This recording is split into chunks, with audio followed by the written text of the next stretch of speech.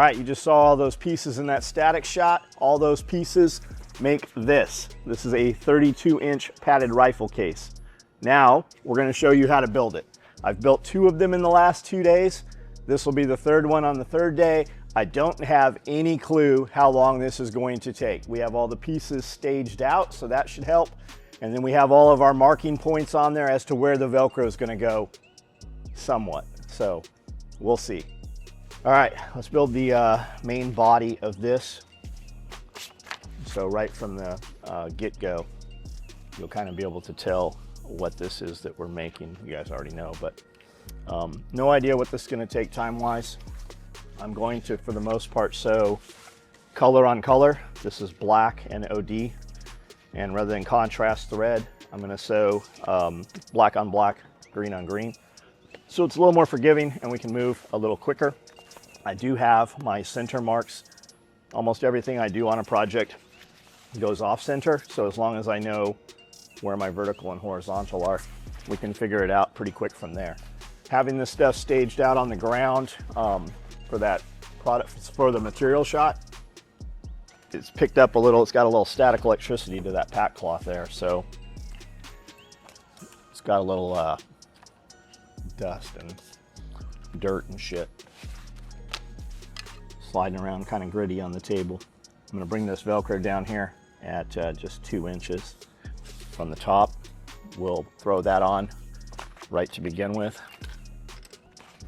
We're just going to pinch this in half, find center on this. Like I said, I do everything off center. That's what those marks are there for. And I know I just said we were going to sew contrast, but this machine's loaded up with green because my intention was to do the zipper pieces first, but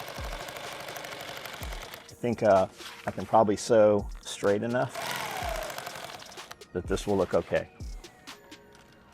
That thread just broke one of the strands. I don't know why it's doing that. I do have a cone of thread in there that was acting weird. This might be it. Let's just come back, tack back in a couple inches back.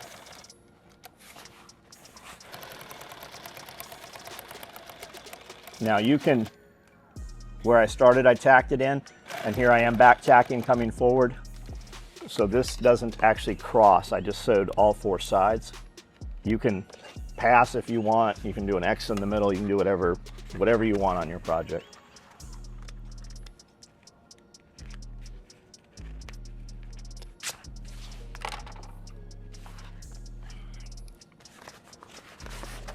Now from there, all 3 of these bags, I have added an inch into the size of the handle, the height of the handle, so that if you really overstuff this bag, you've still got some handle remaining.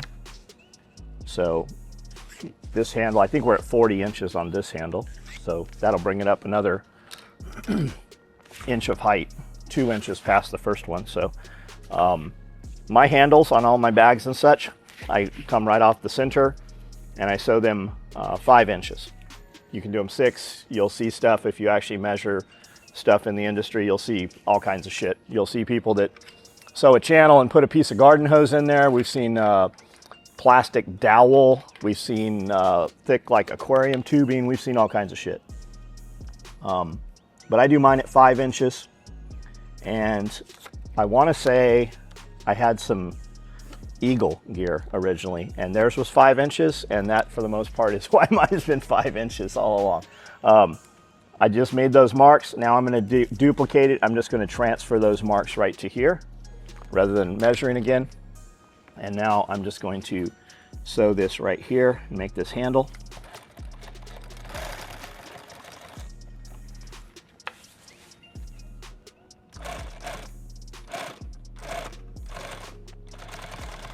These bags are not going production, meaning we're not sewing them on the sew floor. I'm doing them one at a time as custom orders. So if you would like one, you just reach out to me through private message on Instagram. There's that sewn in. I'm gonna go ahead and travel one more time over this bottom piece. If you ever see this come out, that's where I've never seen it happen, but I'm going to go ahead and just be cognizant of that and tack that in. We definitely don't want this coming back for a warranty issue on something like that. It's a pretty big bag to travel too. And then like if you're building gear, you want to be cognizant also with the equipment that you build, how you ship it. This is definitely not shipping in any flat rate United States Postal Service box. I just broke that thread. I don't know what's going on with it. I was just bragging on this sewing machine yesterday too, saying how smooth it was. I feel like after 10 minutes, it's like, okay, we're done. I think it warms up. I think it warms up. I mean, it literally was like 22 degrees out here this well. It was 30 somethings in here. I wish that foot came up a little higher. All right, let's see. Nothing chewed up in there. Nothing we gotta cut out of there.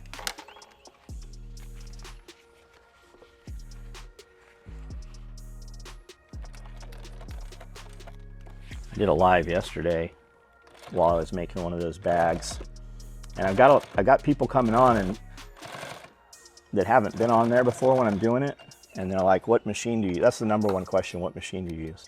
And it was weird because I answered him several times and he kept asking the same question as though he wasn't hearing my answer.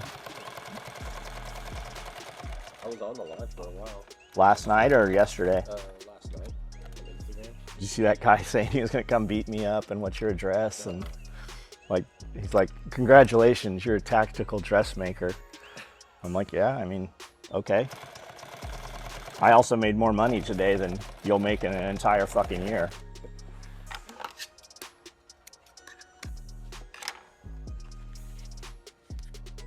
Okay, so there's that. Now you can kind of see this start to take shape. I'm gonna sew this in across the bottom here to start with. Because if you sew it, if I had started right here and sewed it, it'll want to shift a little bit. So I like to tack that in so that that is in that bottom seam. We're obviously going to catch this in the whole seam of the rifle case when we assemble it also.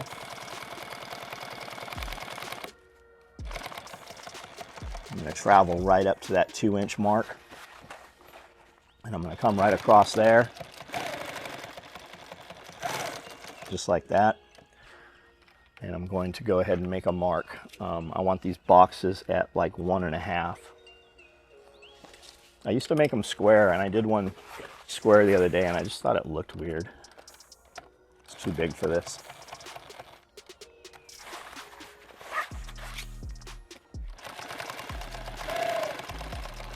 I'm tacking that in real well. I've got 3 here, 3 here. If you ever got this to come off, which you're not going to, you still have that backup of that other 3. Now I'm gonna come across here. This is gonna put 4 lines of stitching right there in the top. That's the leading edge. That's the part that catches the brunt. And then I'm gonna travel over here. Hopefully it locked that corner in. It did, nice. And really you should come back across, but I'm just gonna tack it right there.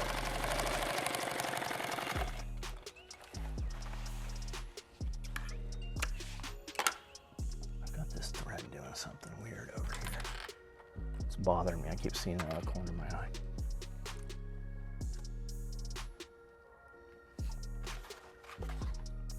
Feels like it got colder, but that's because that heat cut off.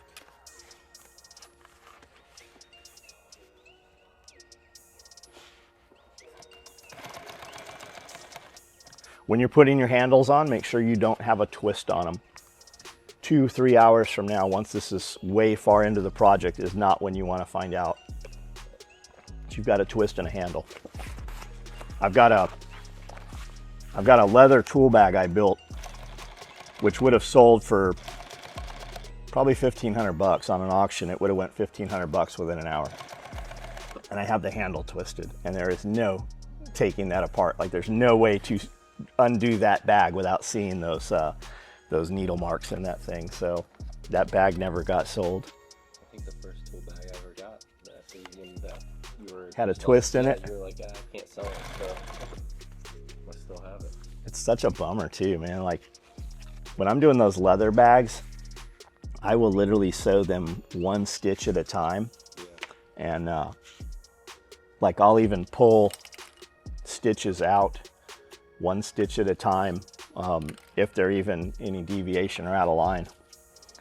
Especially like the contrasting, the red thread in those and stuff. They're very, very unforgiving.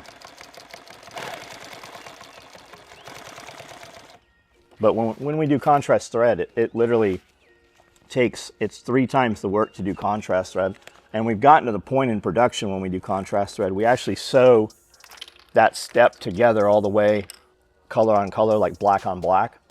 And then we will go back through and sew over it in red. It's faster than trying to get production to nail it the first time. It's faster to just over sew it.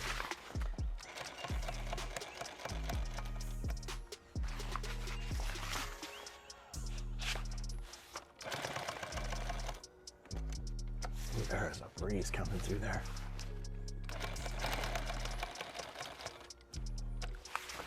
It was nice yesterday. I walked out literally in a t-shirt and I ended up taking care of all the animals and doing all the farm chores just in a single hoodie.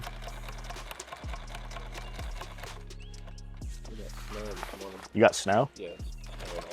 Yeah, so we're like 20 every night, 18, 20. But then we're coming up to like 40 in the day.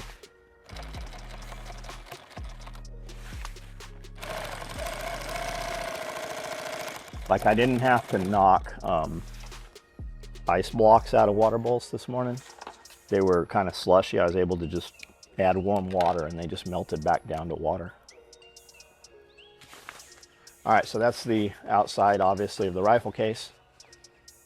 We're going to duplicate the exact same thing on the other side. I don't know whether Brando will edit that part out or if you'll see this happen twice.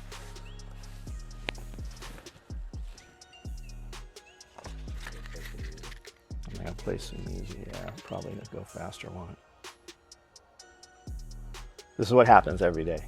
I pick the phone up to put some music on and I have all these notifications and I get stuck. And somebody will walk by and like, are you stuck? I guess I am. I'm like Windows 98, just that little circle of death. You can buy whatever you want to buy, but there's only one SOE. That's a good comment. This ain't your grandpa's Bush something. Jose Rivera. Dudes really don't know the labor and material that goes into products that will actually outlast them. Yeah, I mean, everybody has a comment. Obviously, it's baffling when somebody comments in a negative manner. It's always fun, too. What did I pick this phone up for? This right here. There we go.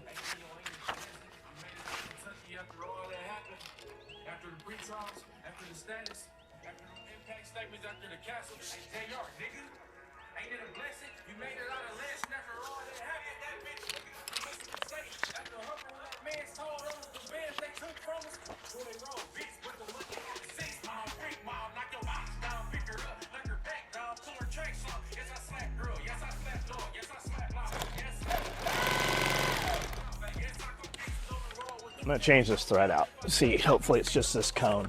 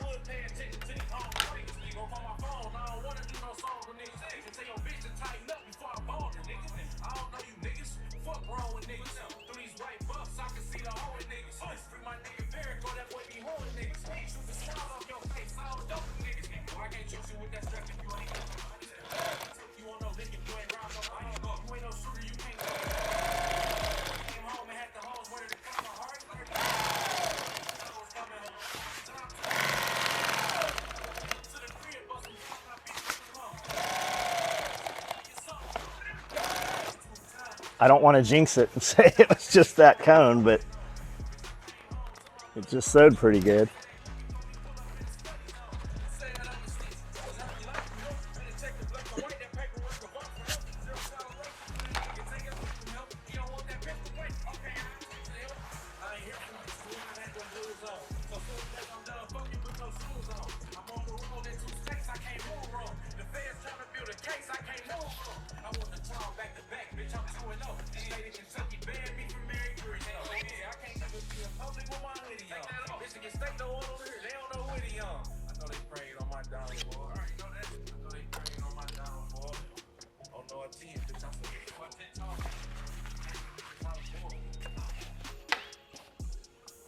Everything's slick today. Cause it's fucking cold in here. I have to put on a hoodie.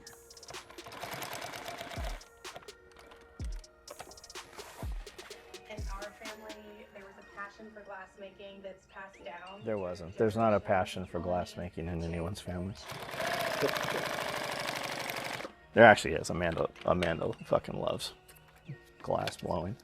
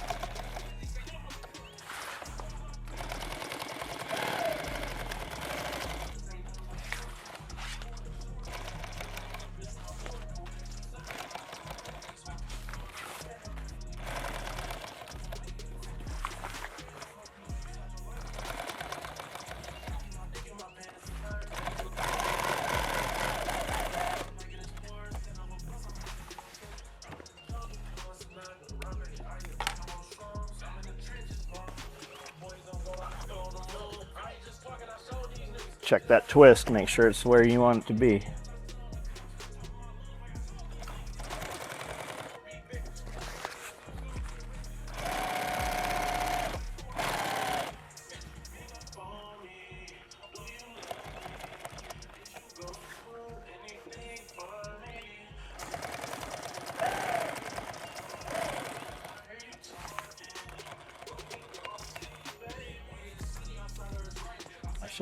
If I counted those stitches, I wouldn't have to measure this one.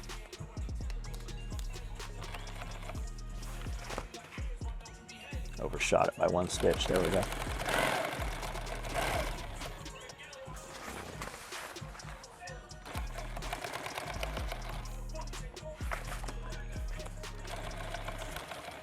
And if you're a rigger, yes, I know this is not a proper box X stitch. Well aware of it.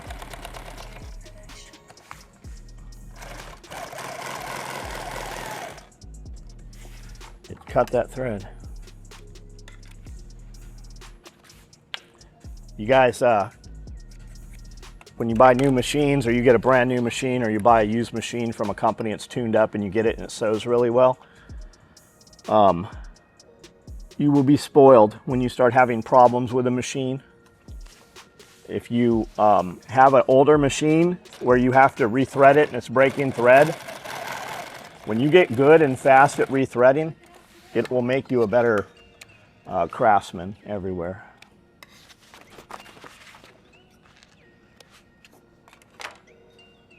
All right, there's that. There's that one. Let's do the opposite. I have a lot of pieces that are very similar in size and shape. Let's make sure that this is, before we sew all those pieces on this, let's make sure it in fact is the backing to this.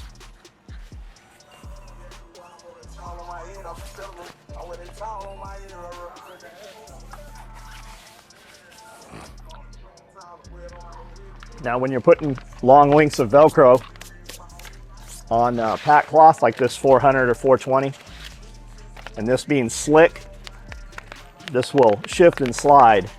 So what I'm going to do is actually start in the center. I'm going to lock it down in the center, sew one direction, and then it'll hold it as I come back and sew the other direction, so I don't have that shift.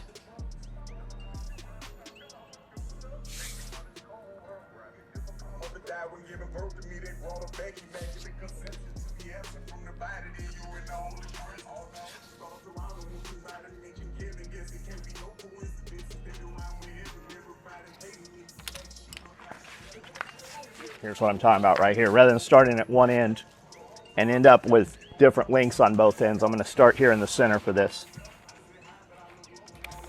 And because it's color and color, I'll tack it in. If it was contrast, I would have not attacked it, and then I would have just pulled these stitches out.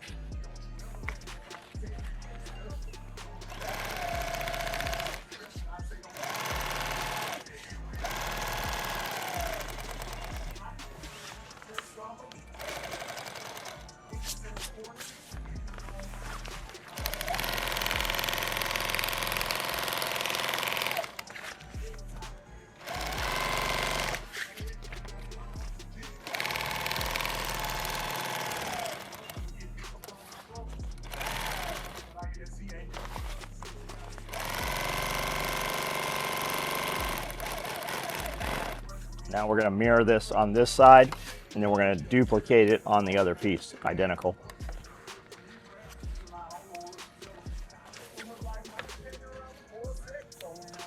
And these threads on the back end, you really don't need to cut it because it's going to be inside and you're going to slide a piece of foam inside. Nobody's ever going to see them. I just clean them up out of habit, I guess.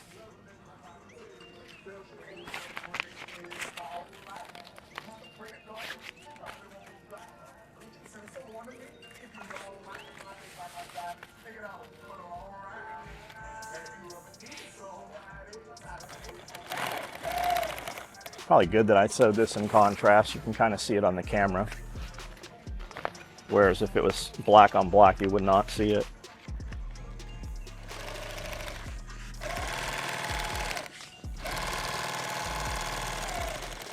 You could do this Velcro here. This is the inside wall where you're gonna stick all your Velcro back stuff. You could do this in a 6-inch. You could do this in 2 pieces of 4. I just went with 2 3s.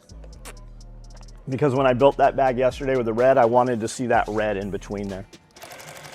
Also, if you're using Velcro back mesh pockets like ours, that's a lot of Velcro to rip. Whereas if you have that side there, you can get your fingers under there and pull them off so you can get them in and out easier. You can also take a piece of opposing Velcro and stick it on part of the back and accomplish the same thing just by deadening some of that Velcro.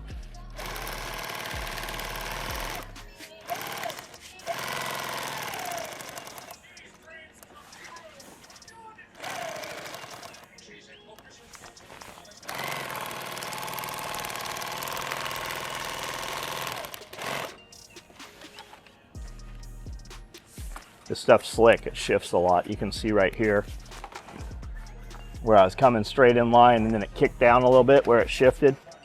I'm still in the pile of the Velcro though. You wouldn't see it if I didn't point it out. Now we're going to duplicate the exact same thing right here.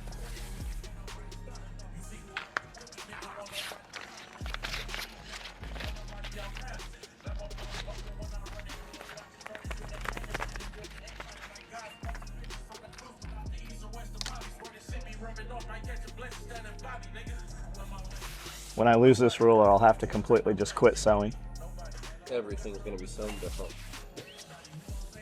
I had an orange one and it dropped on the floor and snapped the corner off where I always start measuring from. This was a Smokey the Bear. Only you can prevent forest fires, and it's just the best ruler, man. You find them, and most rulers don't start at the fucking end. The ruler comes in like a 1/4 inch and then starts. And I just love this ruler right here.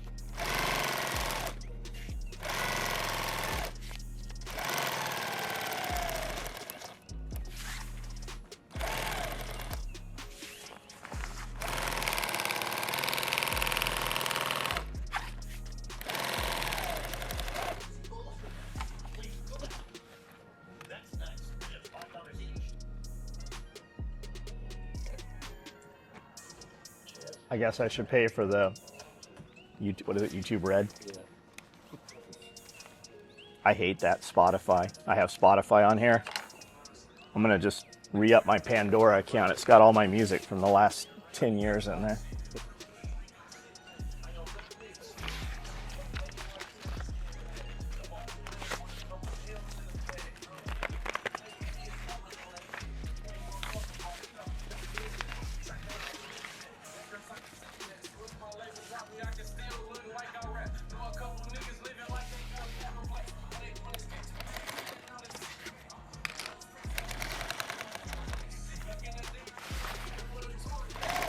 Am I out of thread? Out of thread. Nope, it's not. It was that piece I didn't cut off.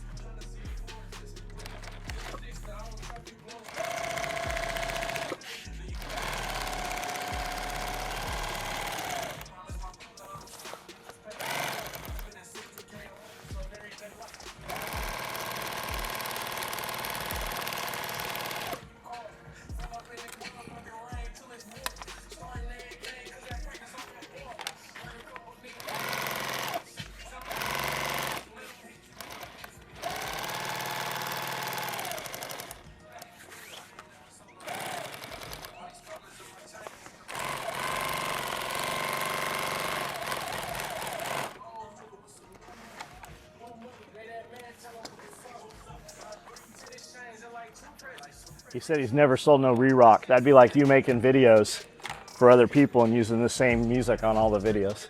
It'd be like you selling re-rock.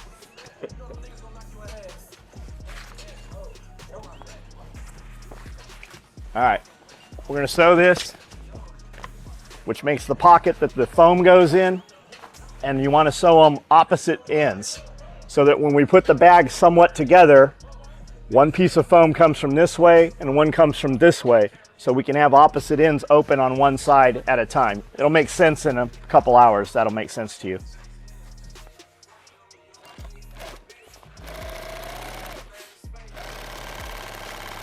I thought I had that on that bag yesterday and I didn't, and it is more difficult if they're both on the same side.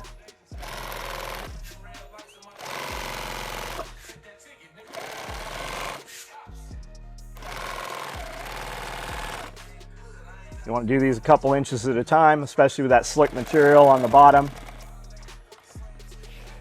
And you want to keep your stitch line pretty close to the edge, so when we sew it together, where you don't see this. If you sewed, you could sew it, it would work if you sewed it half an inch in. But if you don't bring your seam half an inch in when you do the final assembly, you'll see this stitch line here. And if you're wavy and crooked, you'll see pieces of it and it'll look shitty. You don't want to be shitty.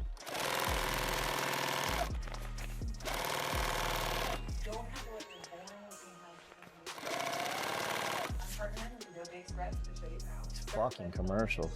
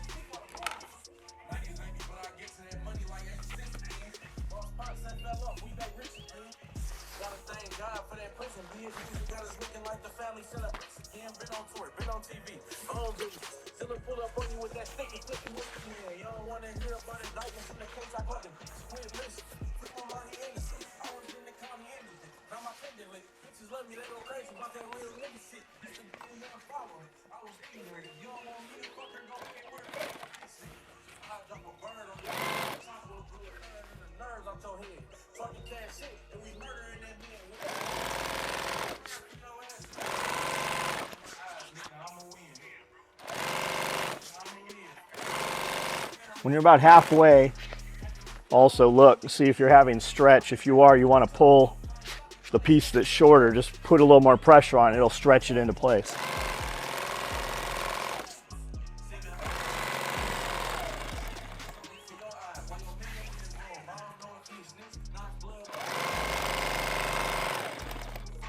I just shifted off a little bit.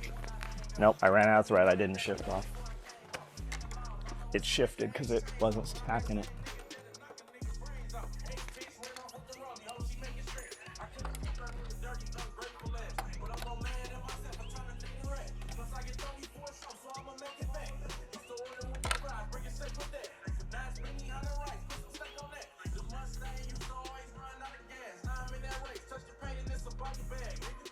The Mustang running out of gas. Remember buying gas like a couple dollars at a time? You ever have to do that? Oh, yeah. Forever. I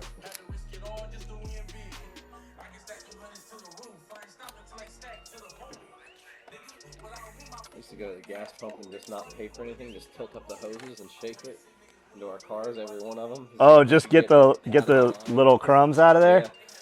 Yeah, I never did that. Never. Like, I remember like when I first started driving, some gas stations you would go in, like you could turn them on, a lot of them. Yeah, you just flip that. And then once they got automated, you used to be able to pull up and get gas in the middle of the night. You could pay for gas, but now most of them are turned, you know, if they're not manned, they're all turned off.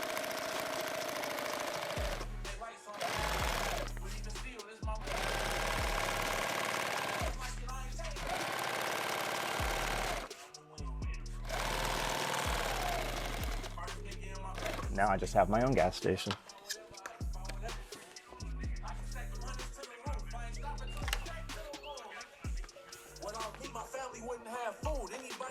Okay, there's the body. You get kind of an idea. Let's we'll build the hoop now, the part with the zippers and the bottom.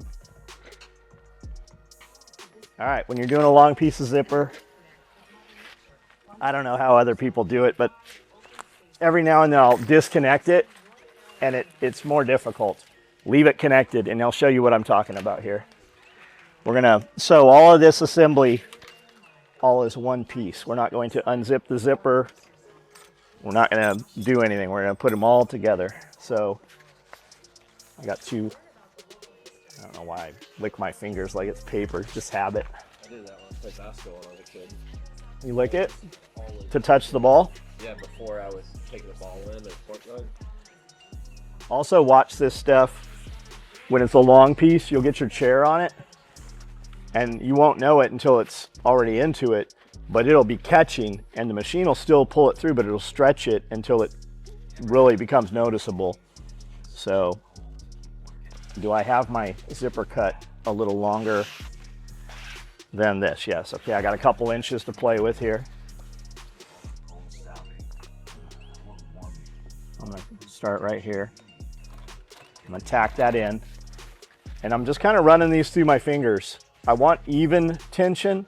I don't want to just pull tight on this because it will stretch the zipper and put a weird tension on this. So I'm just gonna hold this work down. I'm gonna hold the zipper edge to the edge of the work about 2 or 3 inches. And that's what I'm focused on, is just that couple of inches right there. I'm not worried about all this back here yet. If you just do that, it'll come out the same on both sides.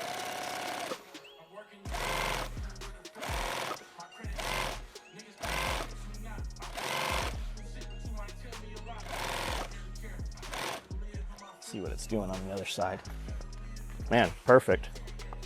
No hangover anywhere. If you get in the habit of that, that's how it'll be for you. Couple inches at a time.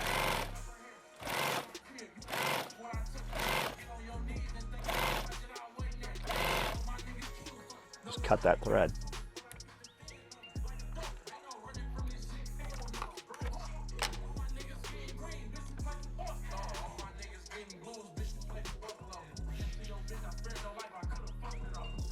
I'm going to come back an inch or so, tack it in where it came stop.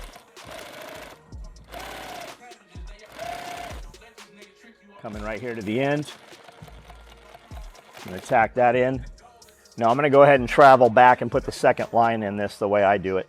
If you look at this foot right here, Brandel, my outside foot's wide, my inside foot is very narrow. And I'm going to turn this around. You'll see it here. I'm going to flip this around here and use that narrow foot right there. And that's going to get it real close to the edge of that zipper track right there, this piece here. So I'm basically sewing, and that foot is just running right past this ridge, and it's using it as a guide. I'm going to put the second line of stitching here. You actually don't have to do this.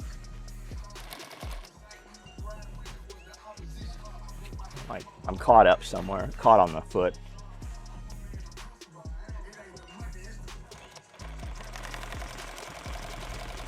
And it'll guide, watch. I'll go ahead and let it run now because it's tacked. It's where it needs to be. It's just going to follow this track. Get the twist out of here.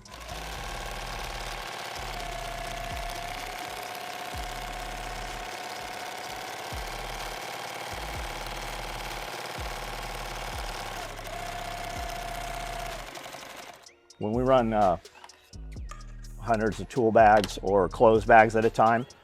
We'll sew all the zipper track like this on just a large coil. I'll have 100 feet of zipper behind me, and we'll just run it out in front.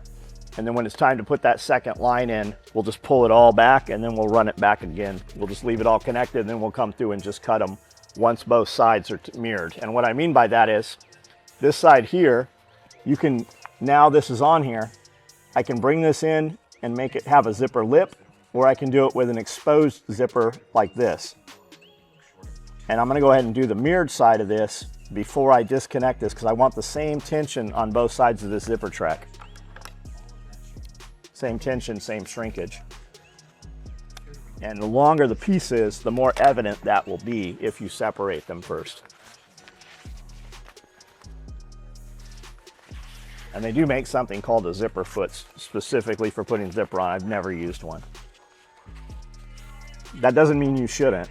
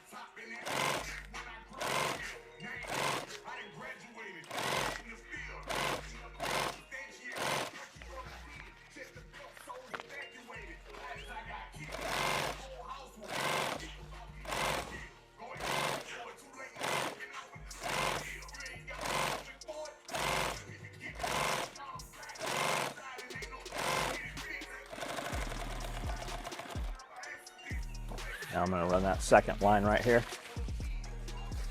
Get the twist out of here.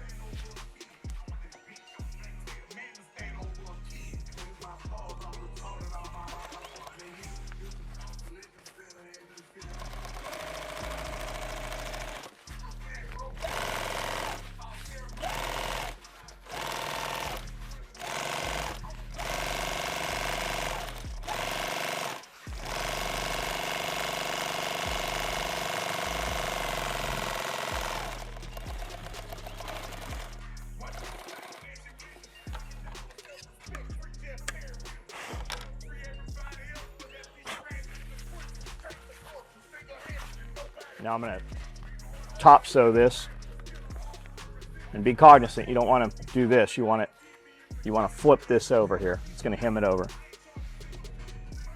And again, that foot, and some of them are different, but I can for the most part just travel, and it'll follow that track and put a nice clean, that track will work as a guide.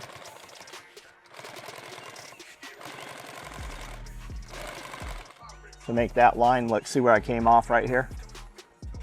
I missed it right there, but for the most part, if you're cognizant of it. Okay, I take back, oh, no, it is working. I'm just out of thread. I'm like, okay, maybe it doesn't work that way. Every time I second guess myself.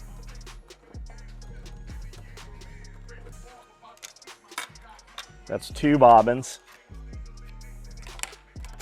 Here's a third.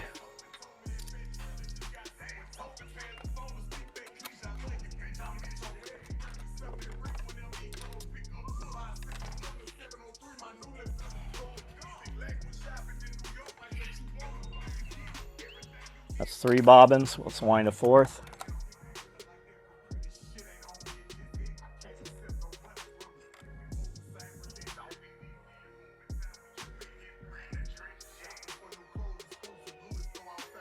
He said, I can't accept no money from you if we're the same religion. Is that a Muslim thing? They can't take loans from each other?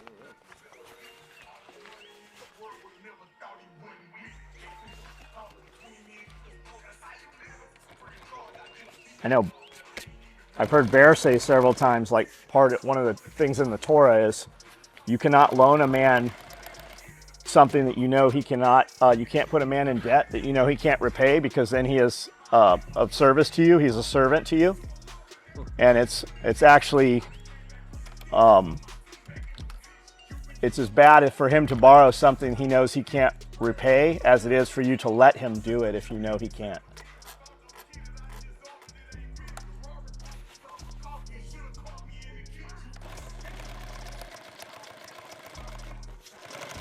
No wonder he's never asked me to borrow money. Huh? No wonder he's never asked me to borrow money. Who? Bear. Bear? I don't think Bear needs to borrow money from us. That's why. That's funny. Man, he sent me a box the other day with some hoodies and coffee cups and stuff. And a beanie, man. Those beanies, he's got a beanie that's like double layer. It's super thick and spongy. And it comes over, so it's like 4 layers where it folds back up. Super nice. I'm gonna find out what he's using for blanks on those things.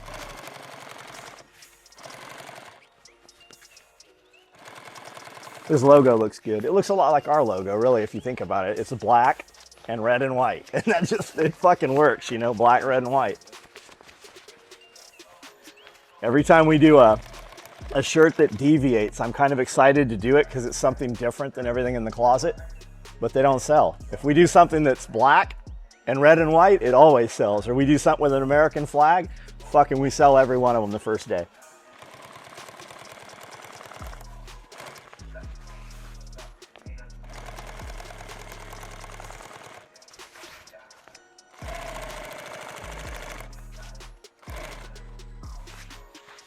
I'm reaching under here and just making, this wants to flip this way, so I'm just making sure it's flipped the right way.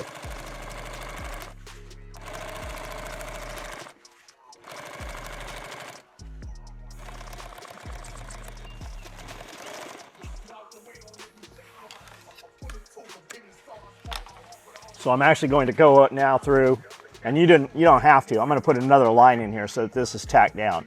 So this zipper, looking from this side, will actually have 4 lines of stitching and then 2 on the top. If you had a double needle machine with a binder, that it would actually, you could do all of this in one pass. You could put both pieces of material in, one on each side, and a zipper feeder, and you could do all of this in one pass. Most guys watching me do this on these videos, they don't have a double needle machine.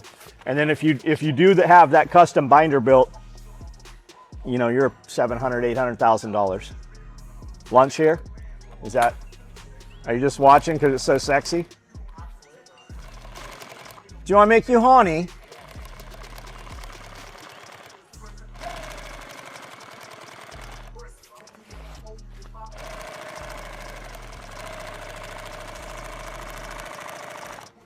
You ever just watch me sew naked? That would be weird, huh? My balls would be cold? Not if you held them.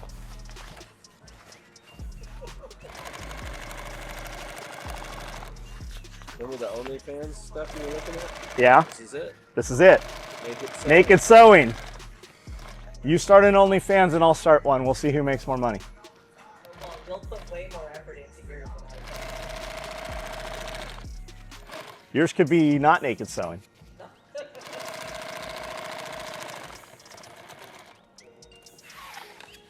All right, let's break and we'll come back. Okay, we're gonna sew that second line in these now. Move this before it ends up all over the floor.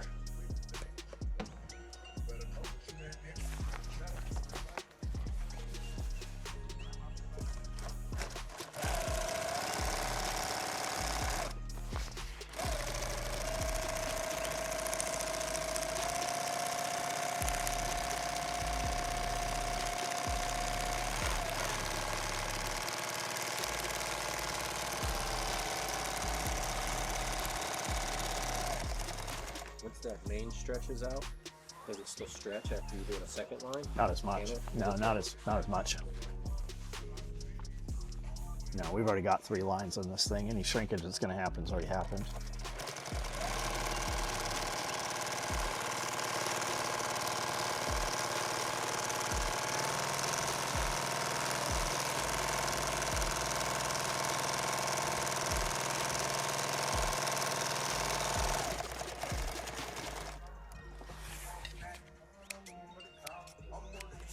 Man, my body fat's way too low for this. I got to put on a hoodie. I know there's a couple of you guys here just here because I look so magnificent. you guys can join my OnlyFans page.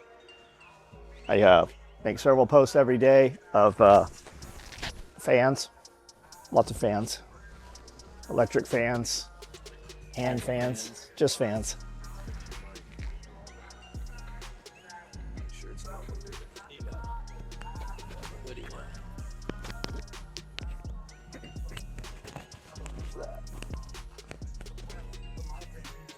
I don't know how it got so cold.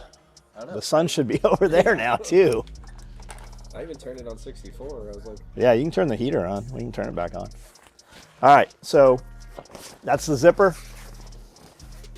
You can see how it's got a little puckering in it because there's a lot of tension here, not on the edges. We're gonna fix that here in a second. We're going to put this Velcro in here now on both sides. And you'll see in a little while here what that Velcro is there for. A lot of companies, there's a lot of rifle cases out there, and when they build rifle cases, they basically make these long sleeves or tubes, and they put the foam in there. Well, when you put the foam in there and it's tight, you don't have any material to be able to sew that thing together. And I want this case super, super tight. And a lot of rifle cases you look at, they're just kind of like sloppy. They're like a wet diaper kind of. So I actually take my Velcro and build a sleeve out of it, and it's separate and it Velcros in here. And when you take two pieces of Velcro and put them together, it makes them rigid. So it actually adds some density to it. You'll see as I go what I'm talking about here. I'm gonna take this piece of Velcro right here and we're gonna sew this right in here.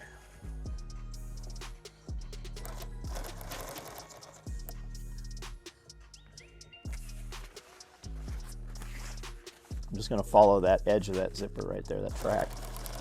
And there's a step here. It's a layer of Cordura and a layer of zipper there. So I'm just gonna put this right against there. And we're just gonna travel right down. It's gonna stay right in line there where we want it.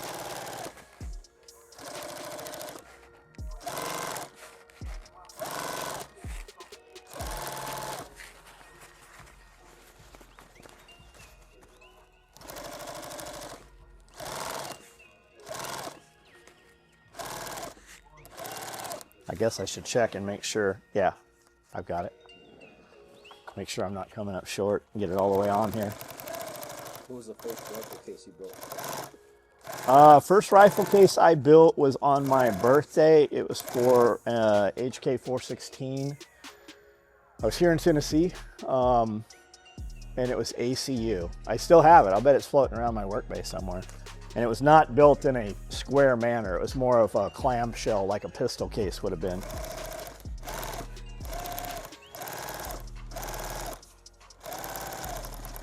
We actually built the 26-inch rifle cases. We've got, I'll bet there's 200 of them out there.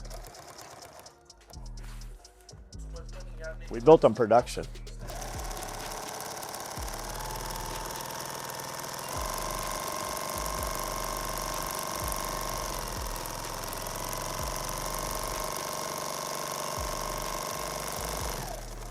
That's as fast as that'll go. We have that motor turned down quite a bit. It'll actually, that motor will outsew this machine.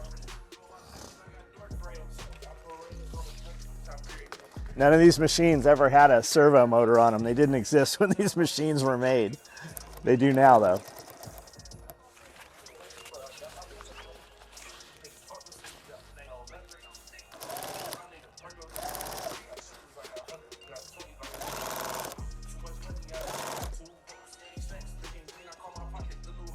Close to the edge there.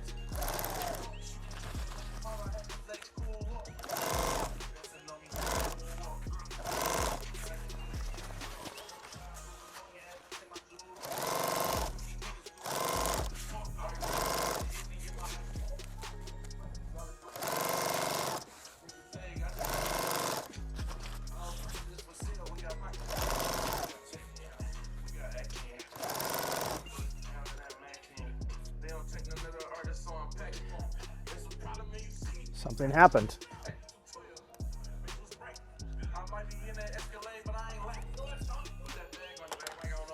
We have a chick out there that'll sew things every day. There'll be some weird shit. And her default is, I don't know what happened. Do you want me to tell you what happened? You fucked this up is what happened. It's like some shit you've never, even if you tried to make happen, could never get to. Yeah. I really think it's chemicals, like, because she's like, hey, these are messed up. I didn't sew this. This has your name on it right here. This tag says you sewed them. I've never seen those. I taught you myself how to make these. You've sewn 400 of these.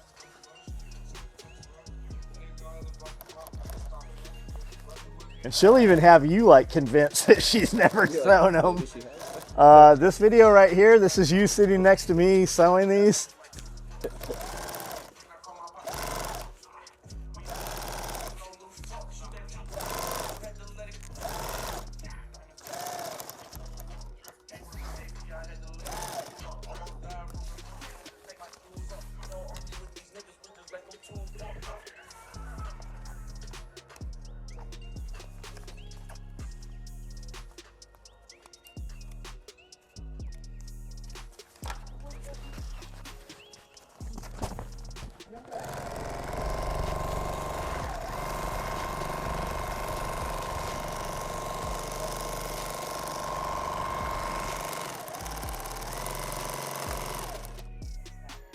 Next, upload your video.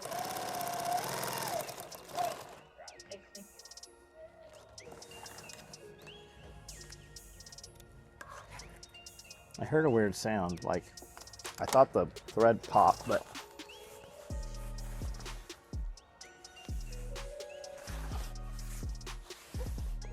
I don't see it. I do think I was close to the edge though, somewhere here.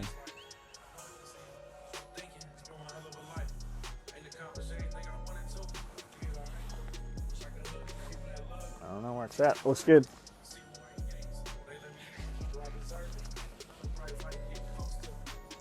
All right, so this is just excess. We can chop this off. We're gonna sew it into a seam. You're not gonna see it anyways. Let's check this bobbin here. All right, we're going on our 4th bobbin. We'll keep tally here. There's 4.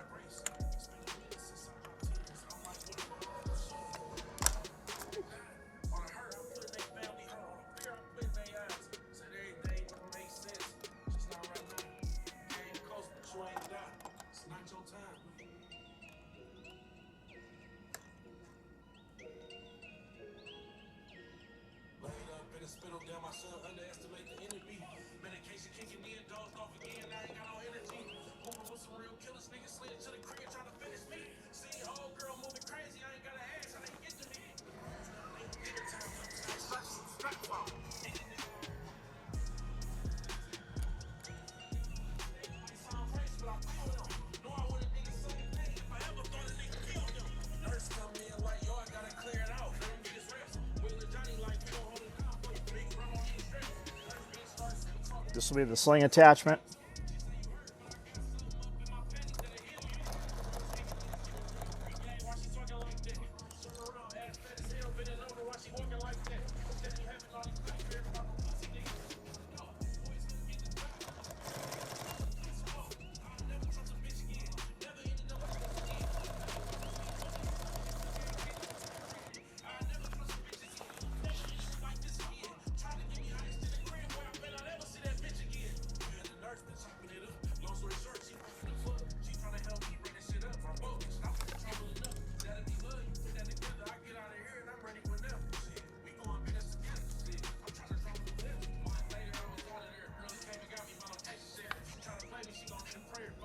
How tall did we say those sides were on those cases?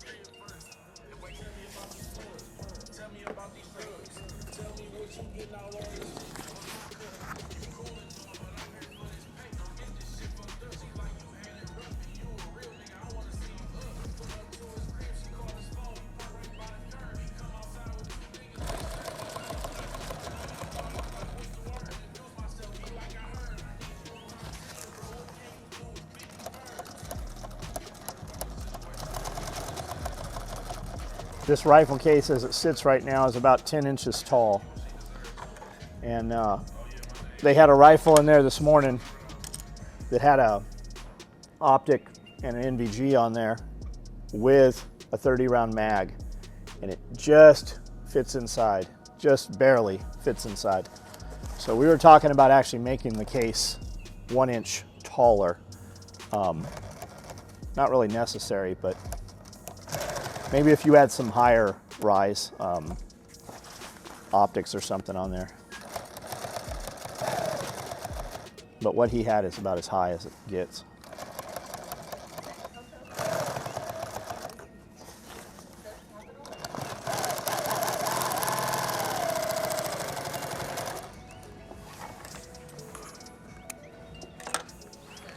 And then on these, I'm going to stagger these. So on this side, on this end, the sling attachment will be here. Down there, it'll be on the opposite side. So when you pick that up by the shoulder strap, the rifle case doesn't flip. Doesn't really matter. It just looks weird when you first pick it up, but once it holds the weight, it evens out, or once it's against your body. But I just don't like the way it looks when you initially pick it up. So that's why I did that.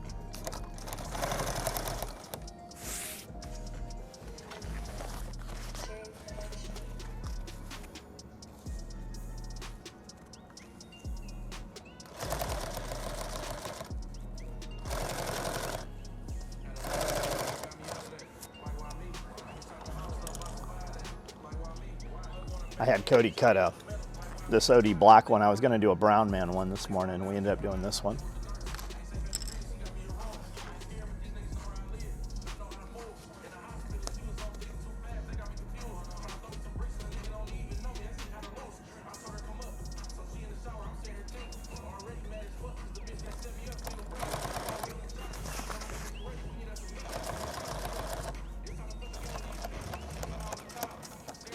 Doing this case that's 32, because of the bulk of all the material on here, it actually is about twice the amount of time to build this as it is the 26 inch.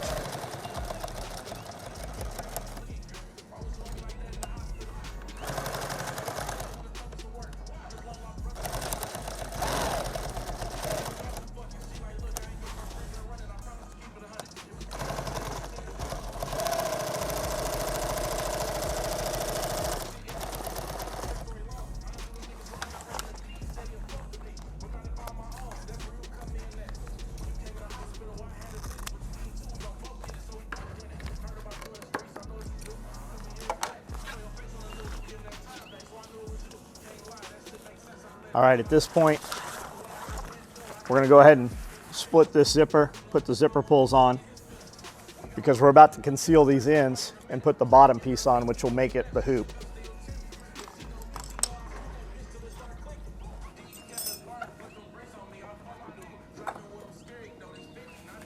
It's a brand new chair, so it's super rolly.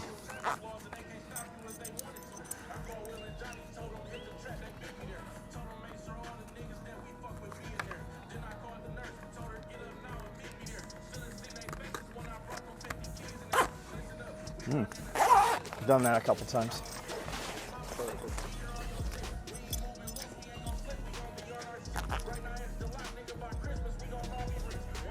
If you're putting zipper pulls on and you're having a hard time with it, you can hit it with a lighter, burn some of that fuzz off, and that'll actually make it a little bit easier a lot of times.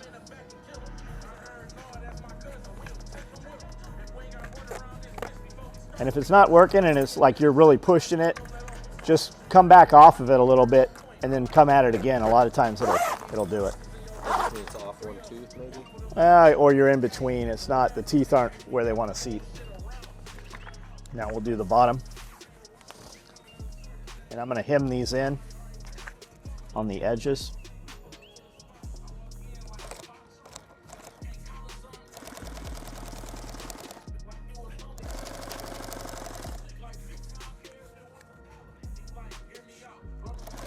I actually build this into most of my patterns at 1 inch, so it's going to hem under. So I've got 1 inch that's just going to conceal, so I add 2 inches into the pattern on most stuff.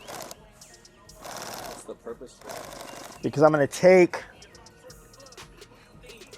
these raw edges, and it's going to sew inside here.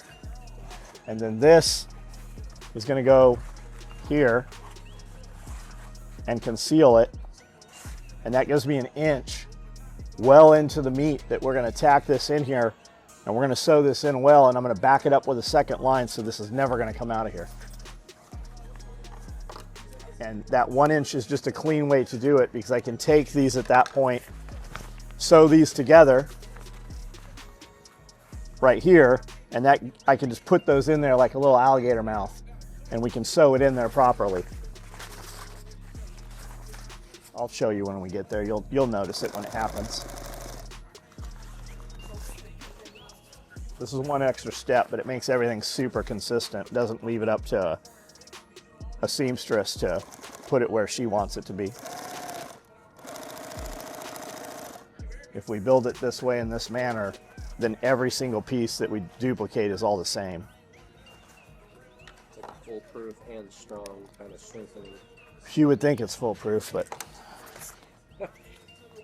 when you're dealing with human beings, things happen.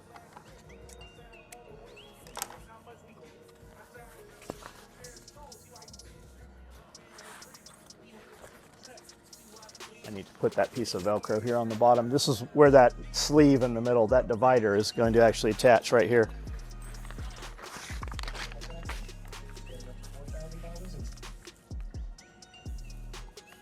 Now I'm breaking my rule of starting in the center.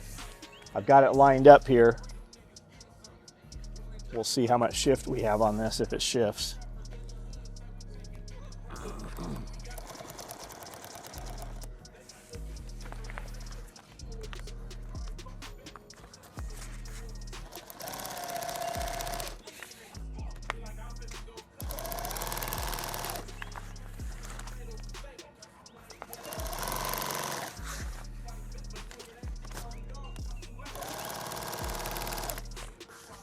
Looks the same. My calibrated eye says it's identical.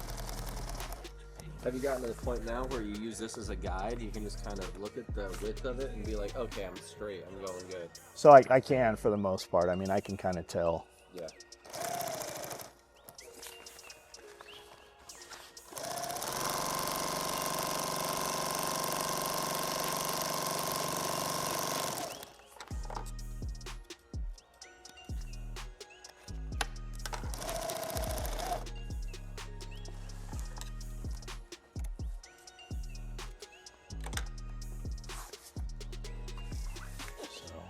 There's that.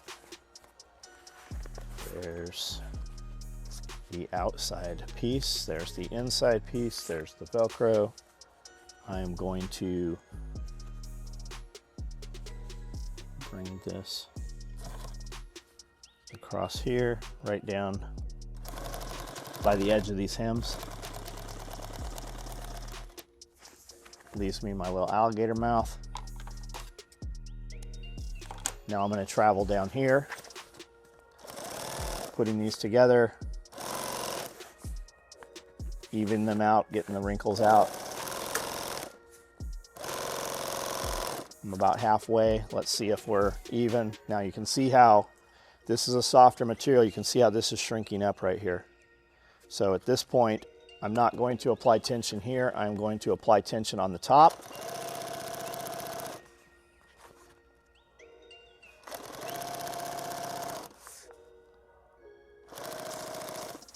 And now we're back in line. We're actually a little further even than we were. So just be cognizant of that. Now I'm going to bring this right up to this edge where those 4 pieces of material, 1, 2, 3, 4. I'm just going to sew right down there. And you can see I had a little shift. This Velcro actually is in there, whereas over here I'm about a 1/4 inch away. Not going to matter. In the finished product, whoever receives this is never going to know, but I know, and I'm showing you guys so that when you run into it. Now, this one I'm going to leave open because that's where we're going to put our foam. But I don't want to put the foam in and fight it all right now. I'm going to go ahead and seal this hoop up, which is the top, sides, and bottom. And Now we're gonna put this right here. Yeah, I was going to say, I thought it went inside of it. I didn't realize the two Yep. pieces. I'm gonna even this up a little bit because I'm off just a hair, and I want this nice and level while I'm inside there.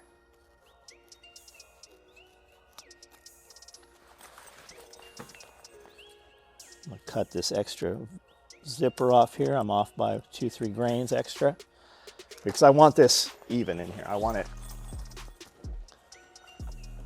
all the same. So I'm going to take this here, and this pulling here is going to want to pull this out of here. So I'm going to pull this up here in my lap, take the weight off of it, and I want this all the way in here. And I'm just going to come out just a little bit, and then we're going to look and see if we catch that. I think we're going to catch all of it in one stick here, but if we don't, we'll turn it over and catch it on the other side. But I'll bet it comes out perfect. I'm going to tack back over that zipper. Be very cognizant back and forth in that zipper. That's where you're going to knock this machine out of time or have a problem. So travel slowly across the zipper and even slower in reverse. That's tacked in 3 times there. Do we have it all? We do. It's perfect. And yours is going to be also because you did what I just did. I'm going to come down and I'm going to put a second line in here.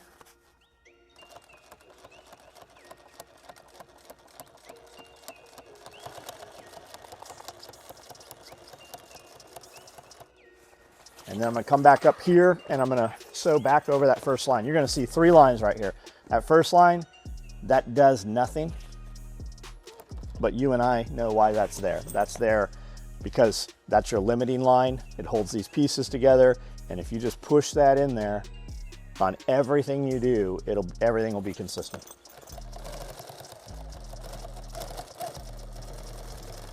That bag won't ever come apart. You will never see a failure right there. The only failure you'll ever see on one of these is going to be knife, fire, abrasion from something. It's going to be user induced. Yeah, that's exactly, yeah. It's funny, I had that conversation in my head this morning. Hey, the bag you sold me melted. Well, yeah, it's nylon. You put a hot suppressor in there, of course it fucking melted. You can't take your belt fed right from sustained fire and put it inside. It'll catch anything on fire. All right, there's that. Now we're going to duplicate. We're going to do the same thing here. We're going to push it right up in there, but it's going to want to kind of stutter a little bit. So we're going to just wiggle it just a tiny, tiny bit back, like just a grain of the fiber. Tacking that in. Is this level and even? Does it look straight? Yes, it does. We're going to travel right across here. We're at that zipper slow, even slower backwards. I'm pulling it all feels flat. Is it? Yes, it's perfect. Do you have a twist in this? Hopefully not. Do I have a twist in this? I don't think I do.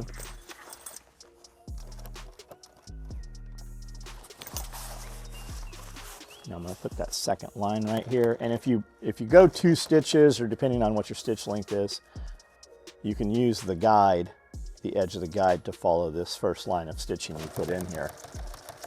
So it'll look straight.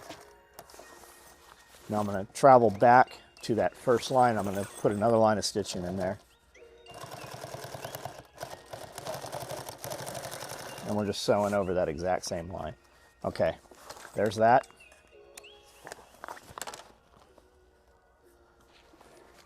And there it is. Now, there's the inside of the bag. There's all your Velcro. It's almost continuous other than this like 1-inch break here.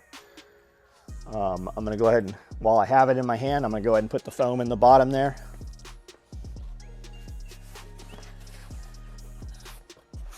Because I have to be able to sew this together. This is not the piece.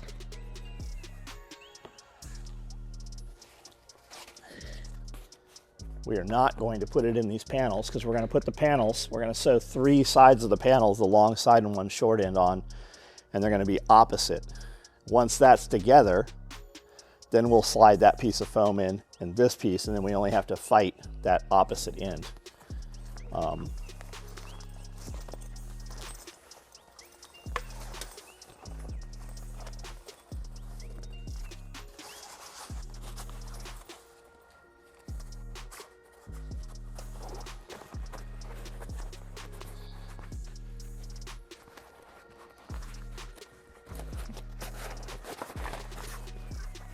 Man down.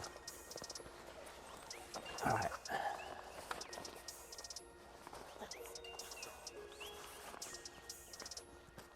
You can buy a sewing machine table like this motor stand that doesn't have the hole cut out, and you can put it right in front of your table, and that's a run-out table. You can put 2 or 3 or 4 of these on there. You could even put clamps under them, clamp them together, and that way you're not fighting the longer work. You have something to support the work. If you're doing big stuff. If you're not, then it doesn't really matter for you. Okay, now I want to line that up. I'm just going to sew it. Close that up. Now you can see this piece here is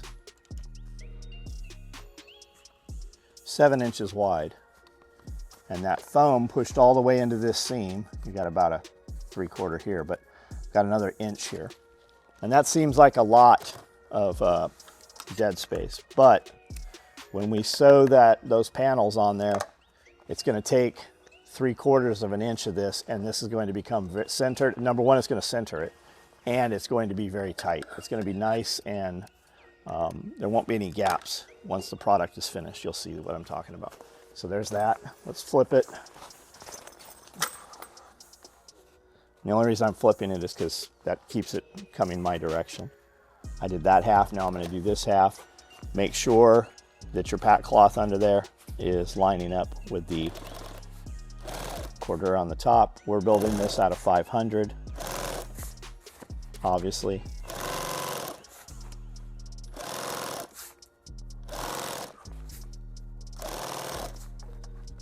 Got a little bit of a extra there. I'm going to kind of push it back into the work so it flattens out.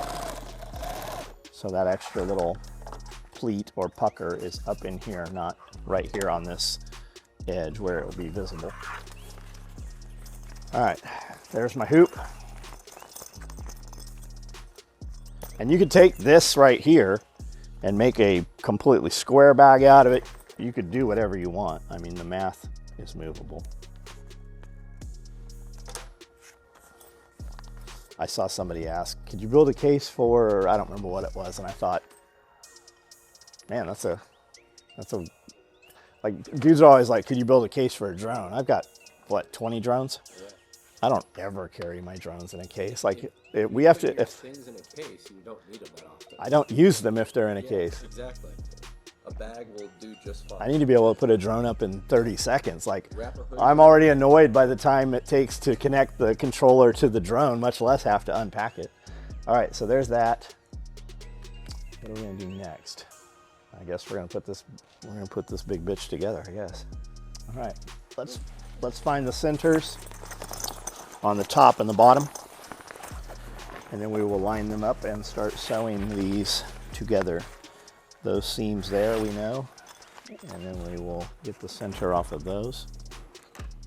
We'll mark right here, and we'll do the same thing on the other side.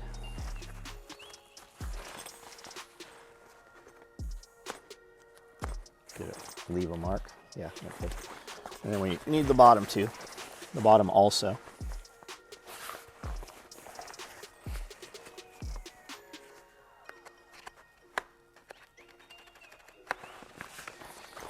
One of the first time I saw you do that, I was like mind blown. Finding center, just fold it in half. I just never even thought of that. Fold it in half, yeah. And if you ever need to make a perfect square, just go diagonal. All right, am I there? Yes, I have the marks. Make them a little darker because this pencil's not sharp. All right. Now you can do them on the outside or the inside. I always do them this way. And we know from this, because we already found our centers on this, that our center is here and here.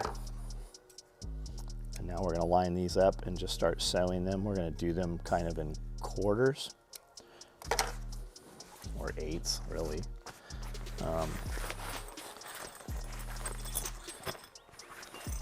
I'm gonna take this mark to this mark. This is the top.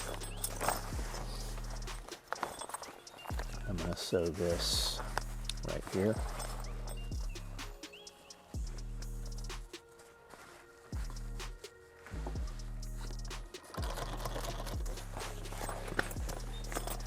Catching on stuff.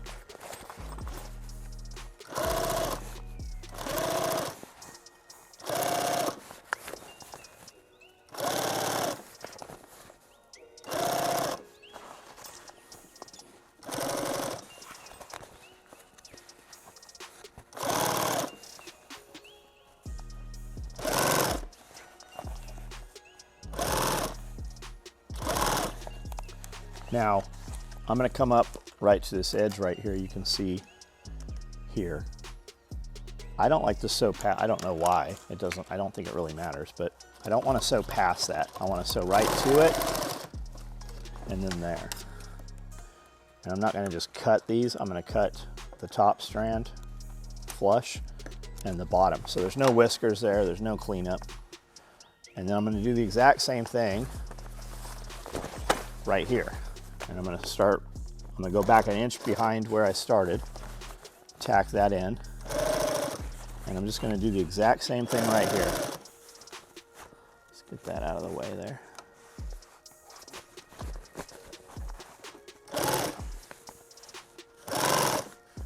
I got a little hangnail right here, that little skin, and it'll grab, this Velcro will grab it, and it will rip you. That's why I'm bleeding right there. That's what just happened.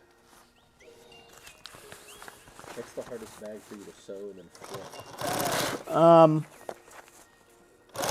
The leather bags are. They're a lot stiffer. I don't know. I'd have to think about it. The way I build it, it's not really a problem because we build them. I've designed them to where they're kind of open-ended, and we're going to put the foam in at the end. So there's that. And now we have to do it 3 more times. We have to do the bottom and then the sides, and then the other side of the bag. We got to do all 4 sides of that. So we can do this here. I'm going to start right here. This already has the foam in it, and you're seeing the foam is starting to get, as soon as we start sewing, as soon as I sew it, it's going to push it over here, and then when I sew the other side, it's going to push it back, and it's going to level out right in the middle.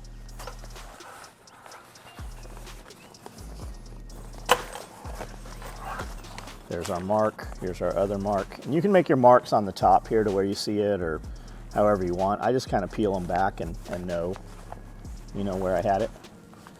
I've got that mark right there lined up.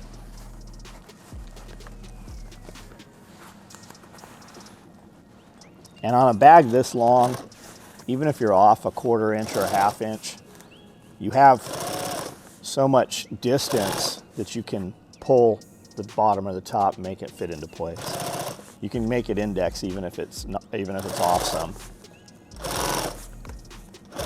And then you could also make your bag with more seam allowance, more edge allowance. And so you have more shift on that foam, and then once it's together, you can run a whole nother seam, a 1/4 inch or even a 1/2 inch in, which would really tighten that bag up. Your seam inside would just be bigger dead space, which if you did 2 lines, you could even cut part of it off so that you didn't have that extra material. I don't know why you would care. But it would really tighten that all the way up once it's together. So you're not fighting it. Without a post machine or a specialized machine, it takes some doing to get those bags really nice and tight and clean.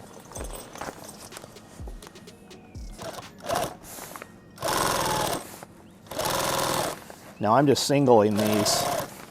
When I'm all done, we'll actually go back around all of these final seams twice. So there'll be 3 lines of stitching, but in a lot of places it's tacked where there's actually 4, 5, 6 lines.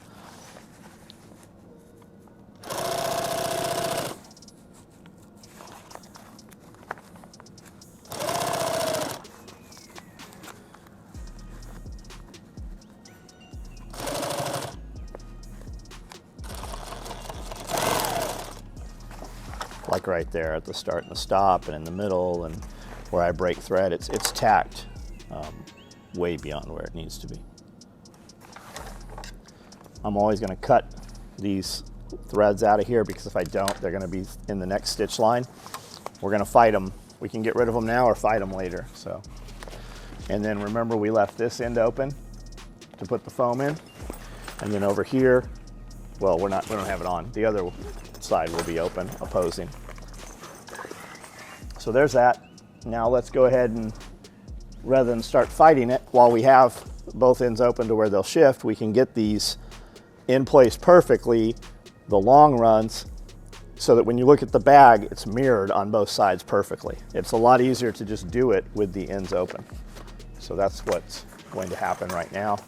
And it's easier to keep the foam over here out of play and put this in first. So the more you sew this together, the less forgiving it is and the more it wants to fight you.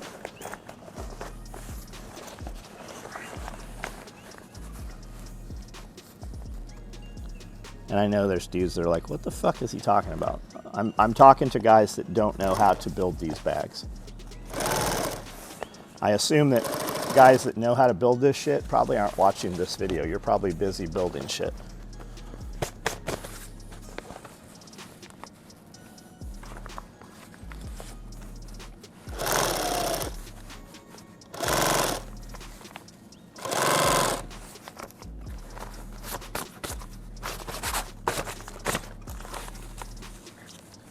I had this Velcro sitting on the ground, and we're in a garage, and we do a lot of garage things in here, so there's debris and shit all over.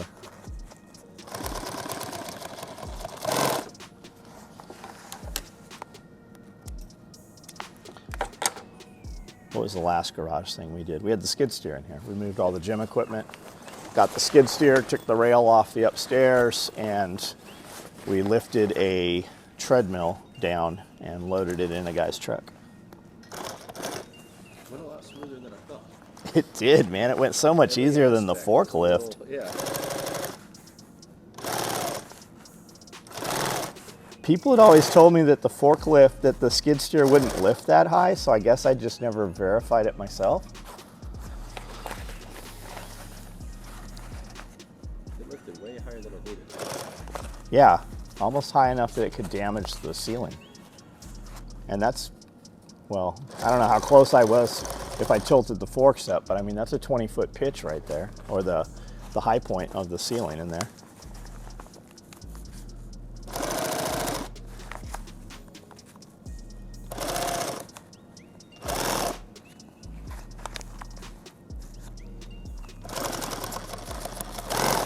I'm just trying to thread that needle with the, you know, get through between the gym equipment and the giraffe and the whatever else was sitting there. And I can only see straight in front of me. I can't see beyond my tracks on the sides, and I definitely can't see behind me. All right, there we go. So that's starting to come together. I'm gonna do the bottom side now.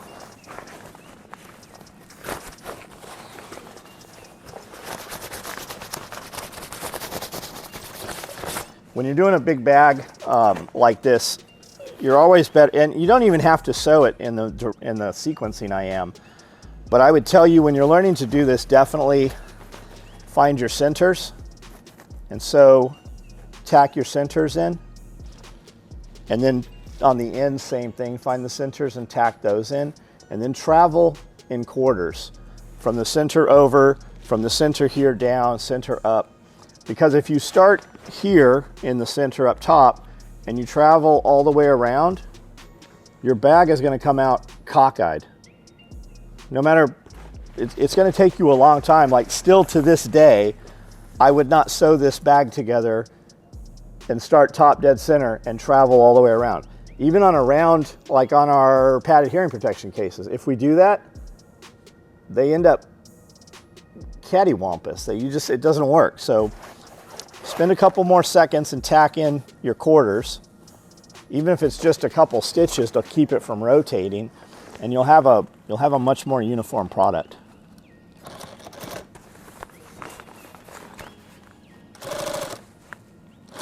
Now we're starting to, that foam's starting to be pushed over. I didn't feel it at all when I was sewing the other seam, but now that one's in, I'm got foam here, but I've still got room to run. And then we'll come through. Like to tighten up this seam, I couldn't do it on this side. I'd have to put the work on the other side and use the skinny foot to get around it. That's how tight it's going to come out already.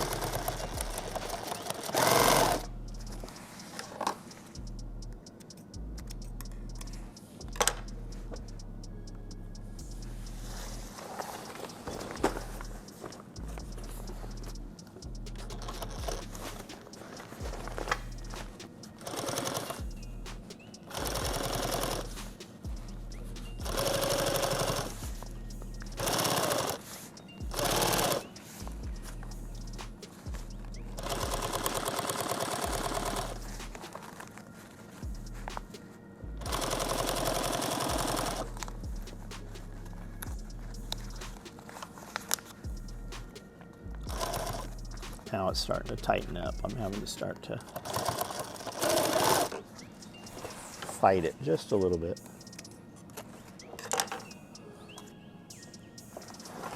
All right, now let's get those threads off of there.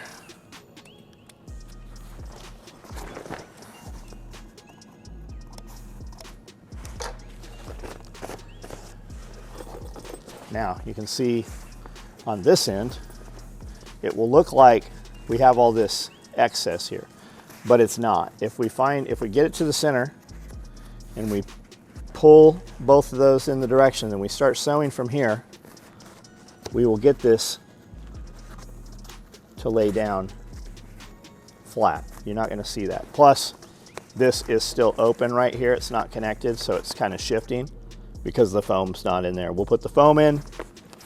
We will tack this a little bit, and then we will close it all three layers up.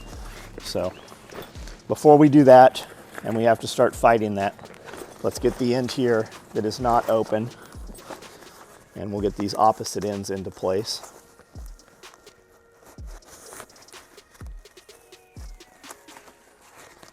I hope.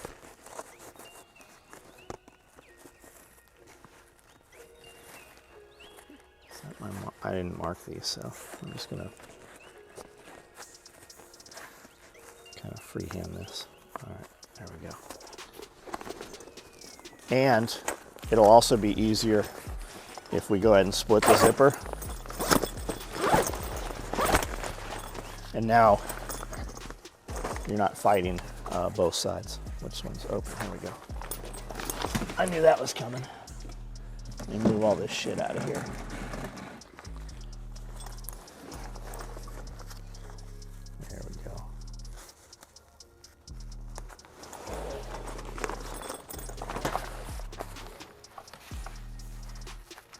Man, I'm really fighting this.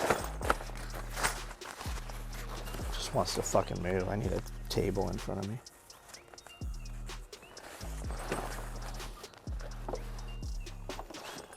Once you get that first needle strike in there, now we're good.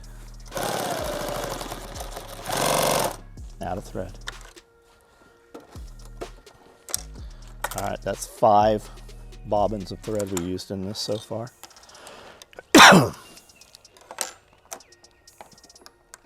Time we run? 1 hour and 30 minutes. Oh shit, I would have said we were way long. What time is it? It might be longer than that. I'm pretty sure it started at 10 hours. It is 3:20. So maybe 2 hours actually.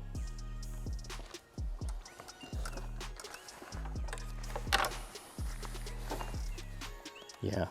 Even though I built 2 of these this week already, it always takes longer when I'm talking to the camera.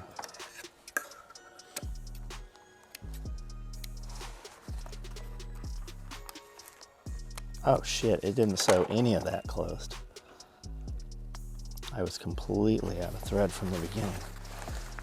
I got 1 stitch in here barely holding. Let's get that laid back. There we go.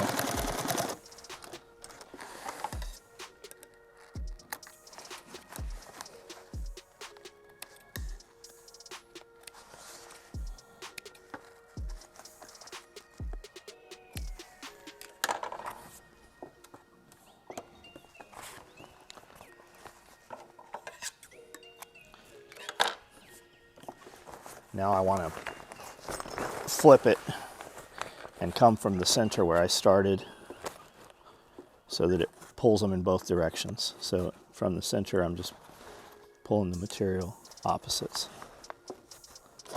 if that makes sense. If it doesn't make sense, you do it however you want to do it.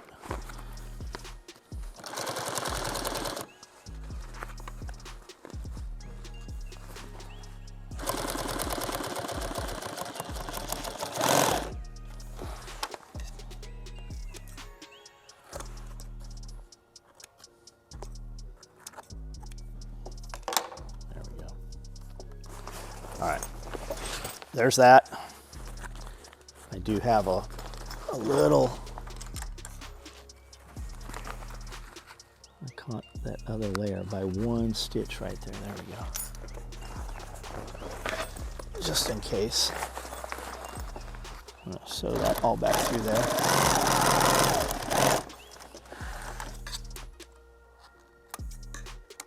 Hear that under tension like a guitar string?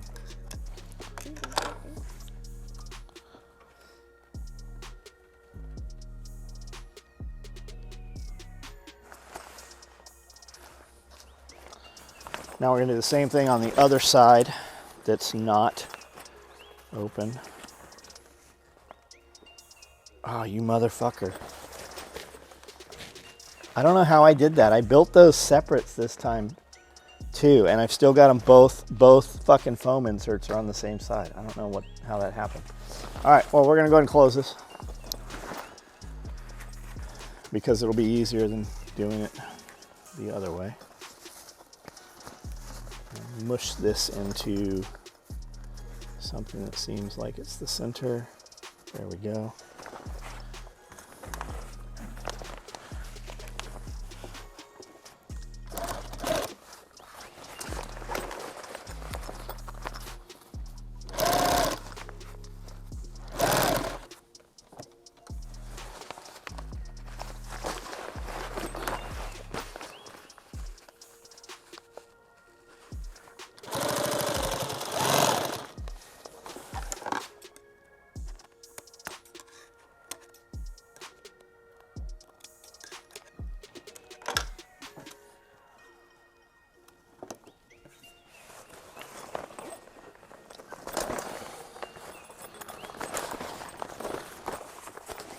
Man, I am catching on fucking everything here. The handle's catching on the corner of the table.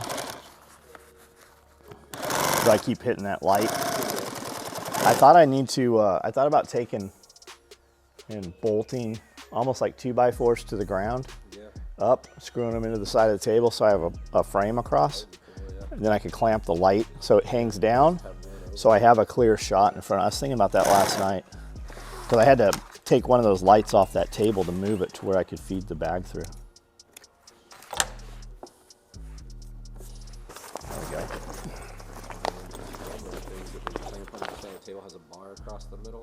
we go. Yeah, like a frame almost. Yeah. All right, there's that. Now we're gonna fight. I actually stapled it closed yesterday, which actually helped.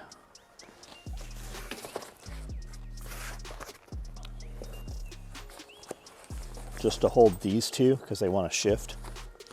So when you're putting your foam in, because we've got them pretty close to size, just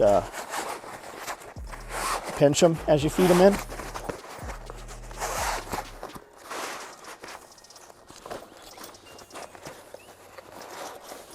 I'm sure there's somebody watching this like, I have no idea why that guy's having such a hard time.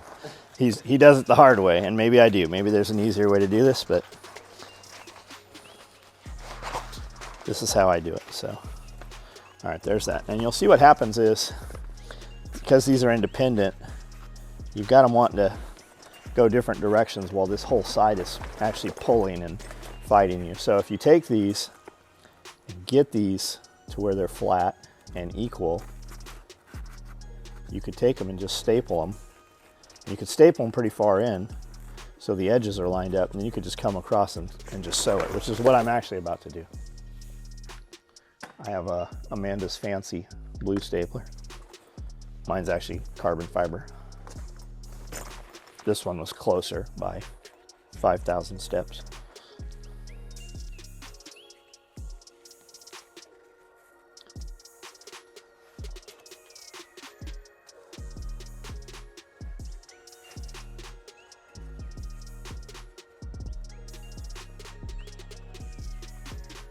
Do I have all the layers?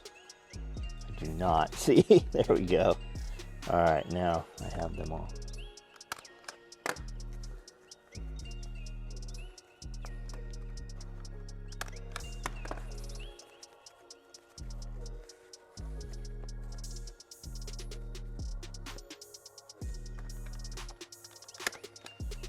Way too far away there. All right.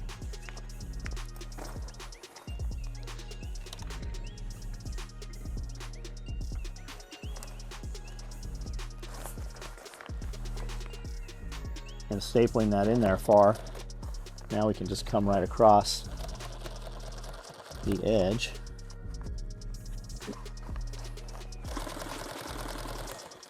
In theory. What do they say in Minecraft? Not sure if I caught all that. Oh, I did. Very nice.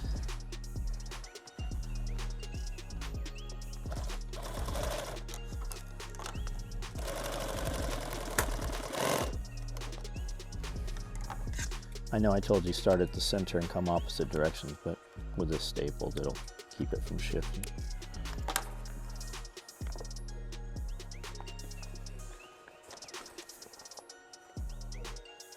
It's pretty perfect. All right.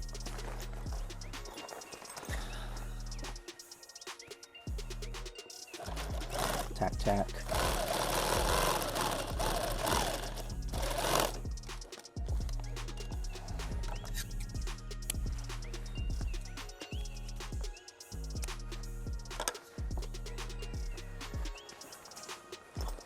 Now we just have to do it again. It's easier if it's opposite sides.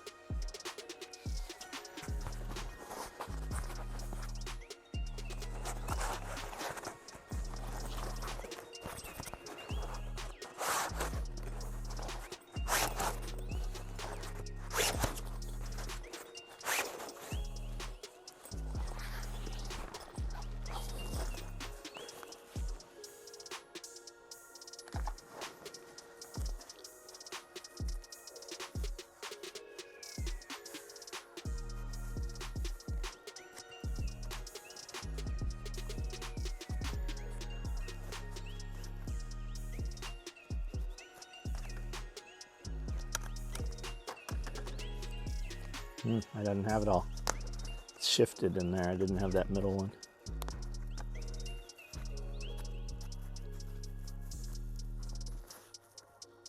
That's pretty good. Got all three of them here. It's where it needs to be, side to side.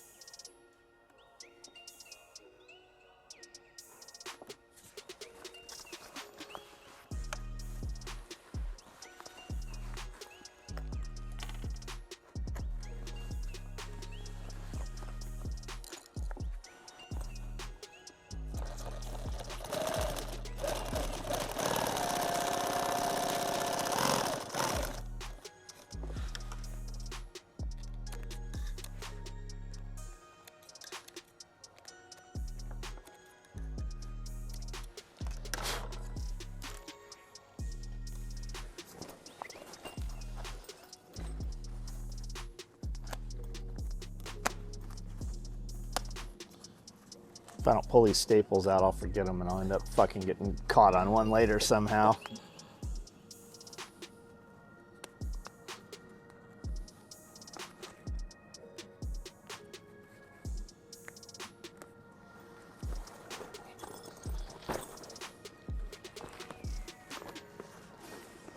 That's right, they're both on the same side. I'm looking opposite sides for where they should be.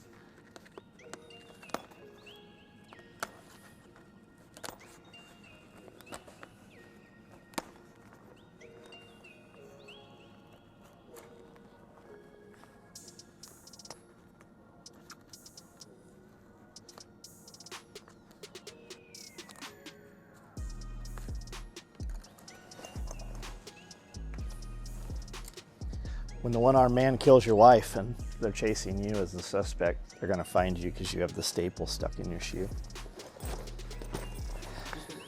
The one-armed man? I don't know what movie was that. It was Harrison Ford. I didn't kill my wife. Who killed your wife? The one-armed man killed my wife. You don't know what I'm talking about? I don't remember what movie that is. There really wasn't a one-armed man. Yeah, killed the dude, yeah. And he got blamed for it. Yeah, it's an old movie. All right, so there's what the bag is starting to look like. There's a lot more to it.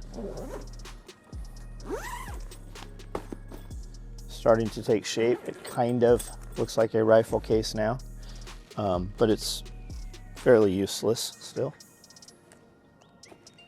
A lighter, I want to clean this up as I'm going.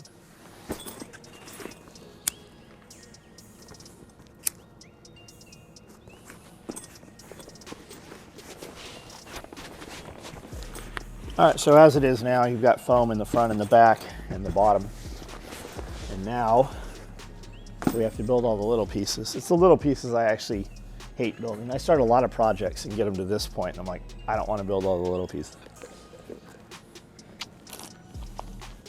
So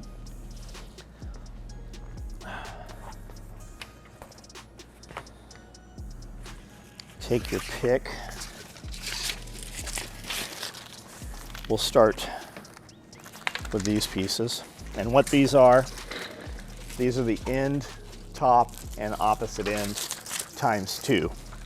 These are what will give this its shape and its padding on the edges. And I do these separate, and then I Velcro them in place. It makes them much more, has a lot more structure. It's a lot stiffer that way. So we'll start with one of these, and what I'm going to do is hem all 4 edges. And this is pack cloth. It wants to shrink up, so I'm going to pull on it as I sew it.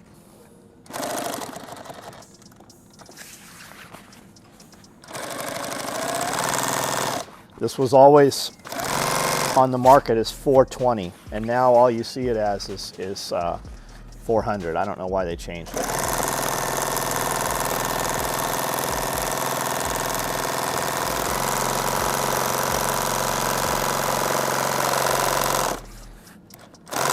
If you're not good at making hems small, when you're starting this or learning how to do it, it'll be easier for you to make your pattern an inch bigger, so you have more material to be able to fold over. You could even, if you add an extra inch everywhere, you could mark into 2 inches, or if you added a ½ inch on each side, you could mark into 1 inch and then make a line so that you fold it to the line until you get good at just doing it.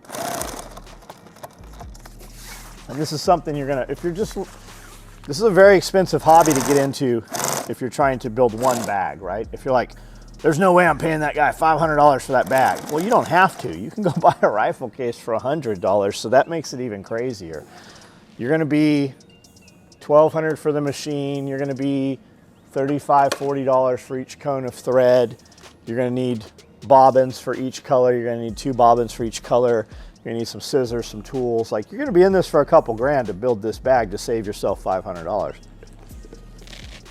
So my point to that is, when I tell you to get good at hemming a small hem, you're going to use that in many, many of your projects. If you're trying to save a couple bucks and you're just a dude that's like, there's no way I'm paying that, you're going to pay a lot more than that to try to do it yourself.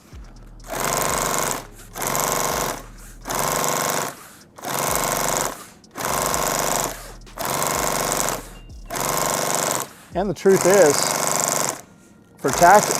with tactical gear, for most dudes, you go to a flea market and buy that shit. Most guys are never going to use their shit enough to make it break.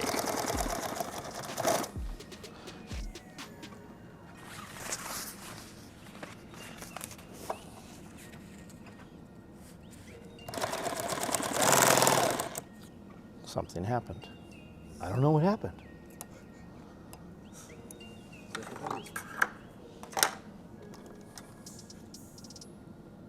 It's the meth that happened. It's the meth monster.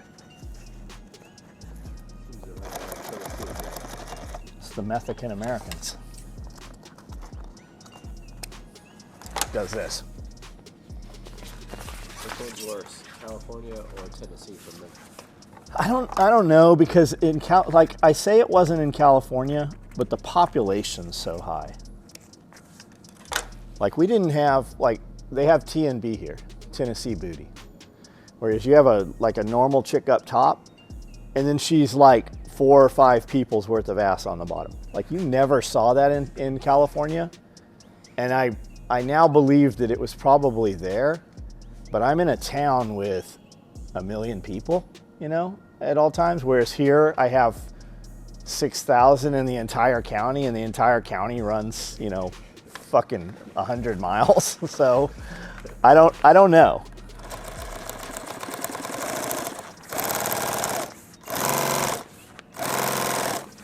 Here you go, like you see people at the Walmart.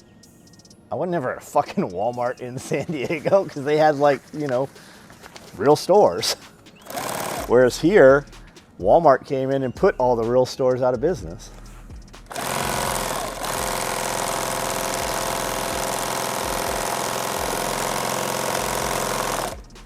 Something's happened. There's something happening here. What it is not exactly clear.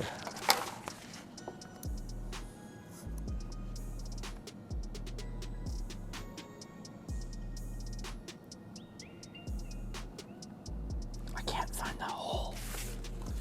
Is it in yet?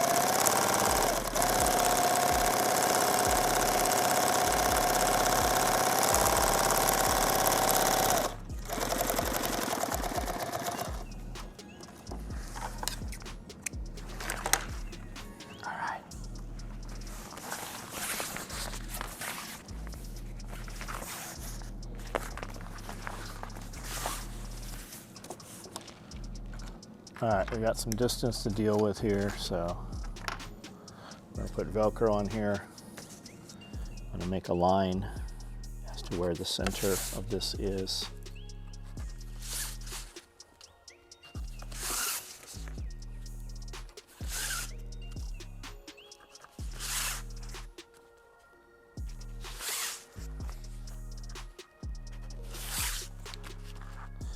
It's actually 5 3/4. That's why I'm just moving it back a little to get the center correct.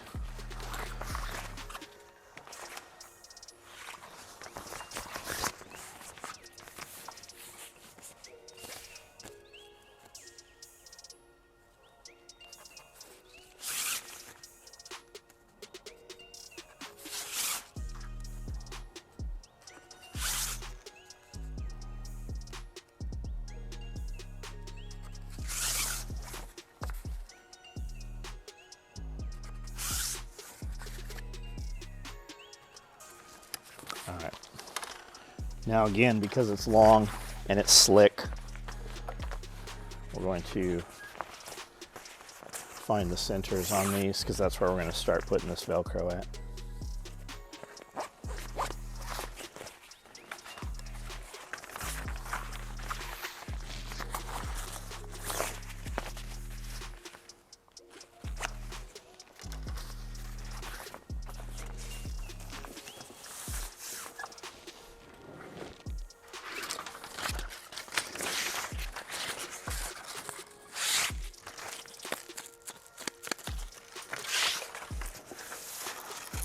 I'm going to put these right about the center of that half.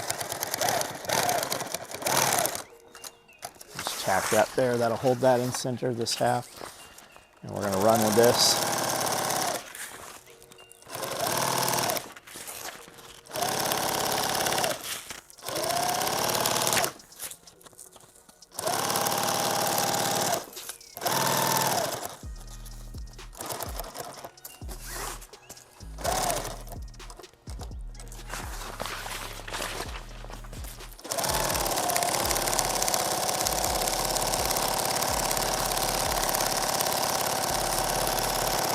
Velcro is sticking to my chair.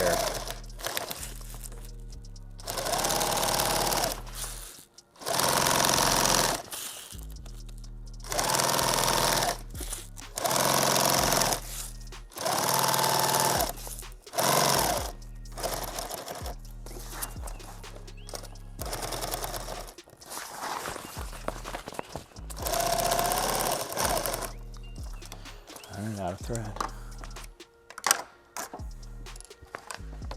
There's a lot of thread in this project, lots of stitches.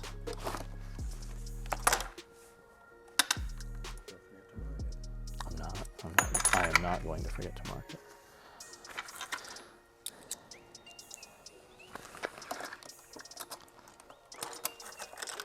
It's 5, that's 6. I've got a little in here still, something happened here, which I knew when it was winding. I saw it and then I forgot to address this. The tail got sucked up in here, which is, it'll try to pick up the wrong tail, that piece that's hanging off of there. Rather than pulling it off like I normally do, it got inside and wound up, and then when it popped up, the machine tried to pick that up instead.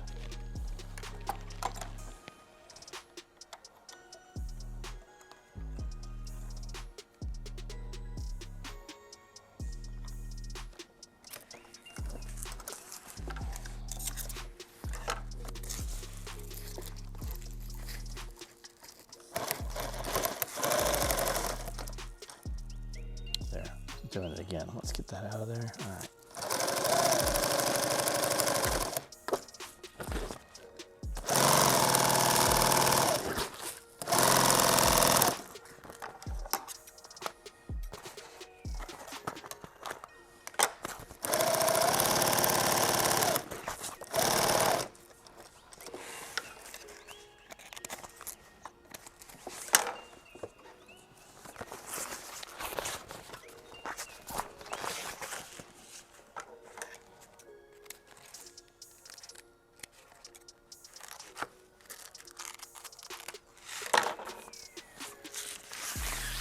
All right, let's sew this together and make it a tube or a sleeve.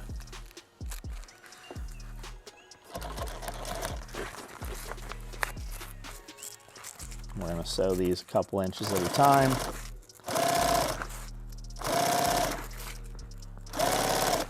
Top is a little tighter because it's got the Velcro. It's holding it. The Velcro's holding it in place. The bottom piece is tensioning a little different, so we're going to be cognizant. Make sure where we're coming at. Like right now, as we're going, we're about 3/4 of an inch off. So I want to definitely pull. I'm going to put a little more tension on this bottom piece. And I have such a long run, I don't have to pull on it a lot. Just a little bit will get it into place. Broke the thread. Because I'm sewing through hook Velcro. The thread's coming down and catching on that. Even I'm not actually sewing through it, I'm just right next to it.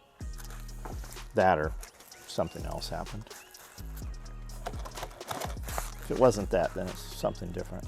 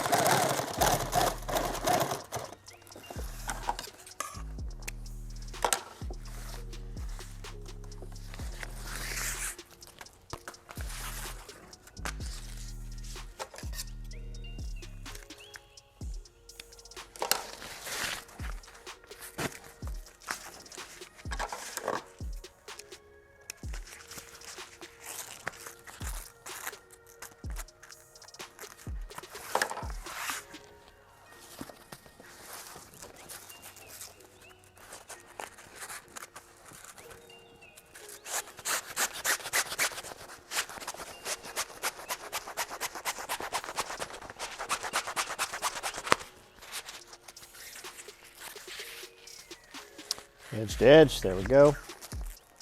Let's make sure we get it laid flat, not twisted.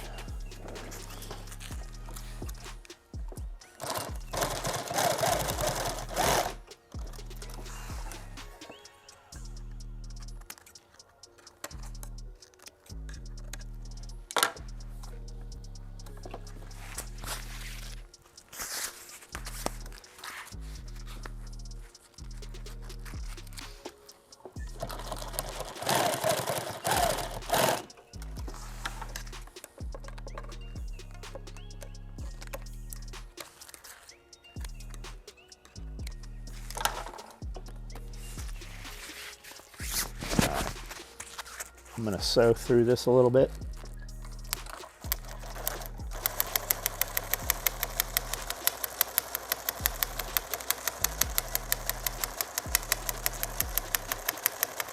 This one's sewing way better than the machine I was using yesterday.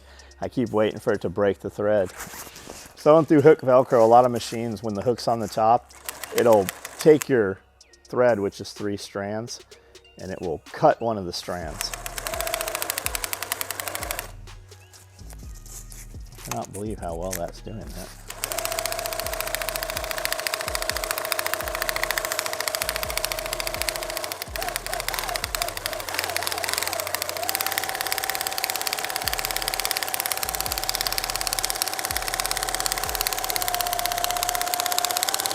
It's also pushing and walked the foam down to this end, so not that it matters. I had it all the way, but I've got a 1/4 inch here with dead area, and then I'm perfect over on the other end. So on the next one, I'll be cognizant. I'll shove that foam way up in there when I start.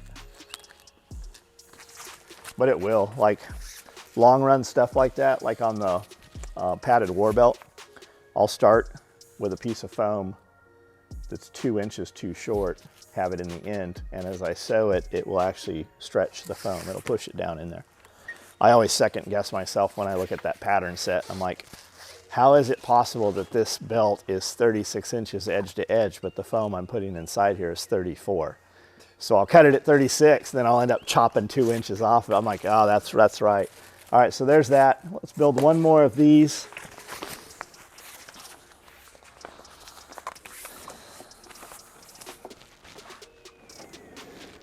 Just like this Velcro is actually a little longer than it has to be, so I'm going to start this one right at the edge. I'm just going to trust it this time, even though that'll be the time it bites me in the ass.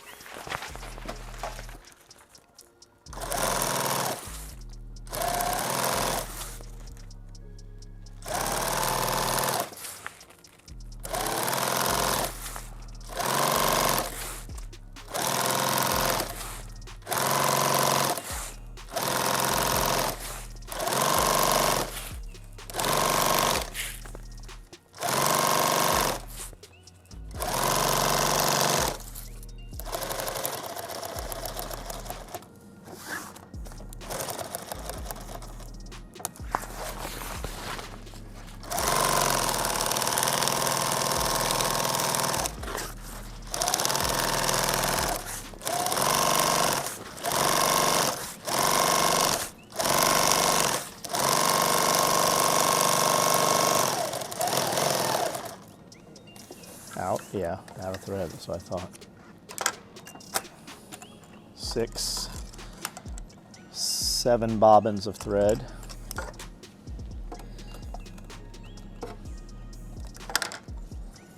No, I'm not out of thread. It just fucking cut that one. That's what happened. Okay, there's that piece. See how that piece is there? Yeah. So it tried to pick that up instead of the line I wanted it to pick up. I've got about a half a bobbin left, so we will go ahead and erase that one. These Right in the Rain mechanical pencils are pretty okay. I like these German ones better. They have a much finer lead in them. What are these? Fuck, I can't read that. Can you read that? Rot ring? Rot ring, that's it. Yep. Rut-row.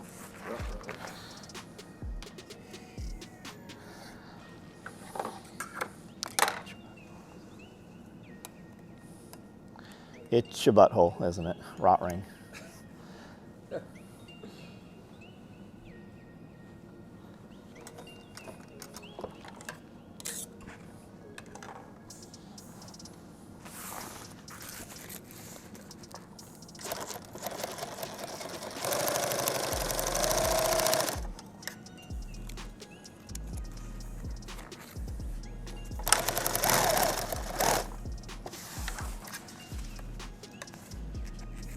Evan's in Texas. He sent me a picture of this super cool old building. It's all boarded up. You teaching a class? Yeah. It was a hospital, old hospital. It's all abandoned.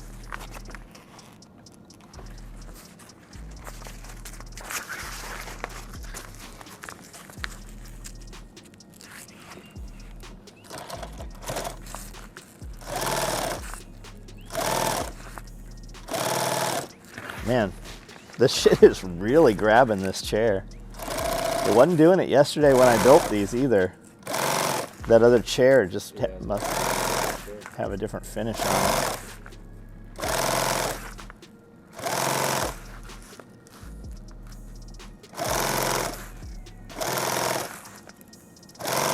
There's some shenanigans going on in there. I don't know what it is, but I see a lot of people moving, which means they're not on sewing machines. It's also kind of quiet.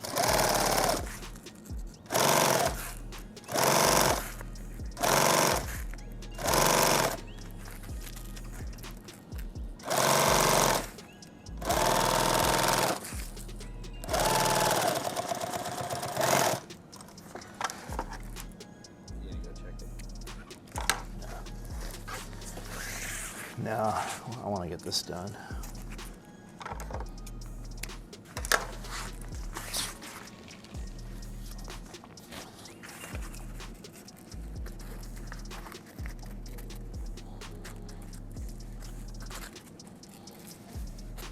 I feel like this is taking all day. And then I'm going to sew several hours tonight. I got a few things I want to build up. What do you want to sew tonight? I'm going to sew some padded war belts, which I've never put up for sale. So I'll do those just as, you know, individual customers. This one's a lot tighter. If I can get it in here, it'll make it a better product, but I don't know that I can fucking get it in. Let's pinch it this way and see if I can feed it.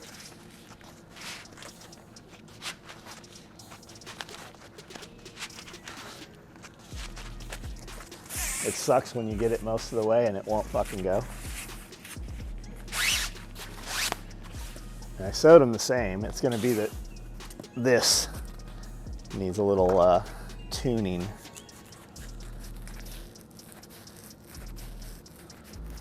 And then if you get it in there, if it goes in easy, it's too small. But once it's in there, if it's not as tight as you want it, you can put a stitch down the middle and it'll tighten it up. Or put 2 in there at like 1/3 and 2/3, and it'll flatten it, it'll push it out to the sides. It'll be plenty tight then. It'll be nice and rigid at that point. Like I cut too much off of here as easy as this is going in. But now I've got this dead area in here, but we'll tune that up. I will tune that up. Everybody always says we. I'm like, who the fuck is we? I only see one of you. You got a mouse in your pocket? Who the fuck's we? People do that all the time. My crew. What crew? You are the crew. Motherfucker, I know you just started this business. There is only you. I'm more impressed by that you're doing everything than you have employees. All right, let's push this all the way to the end. Let's move this over about to the middle and start running this in. There we go.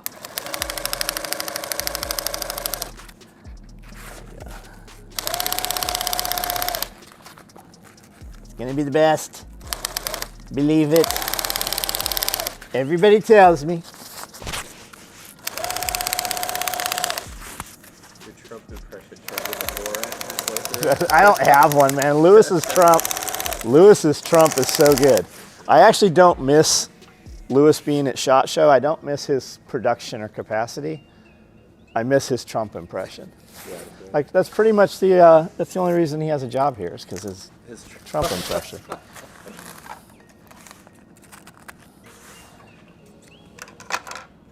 It's going to be magnificent. We're going to rename Camden to SOE Town.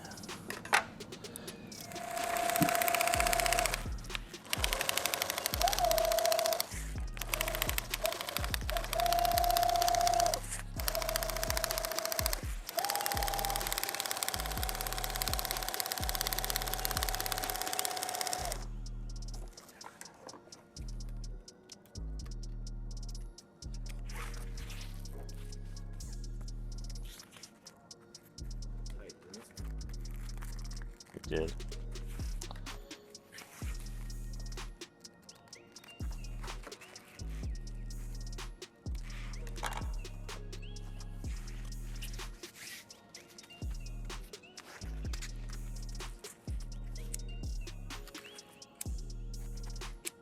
All right.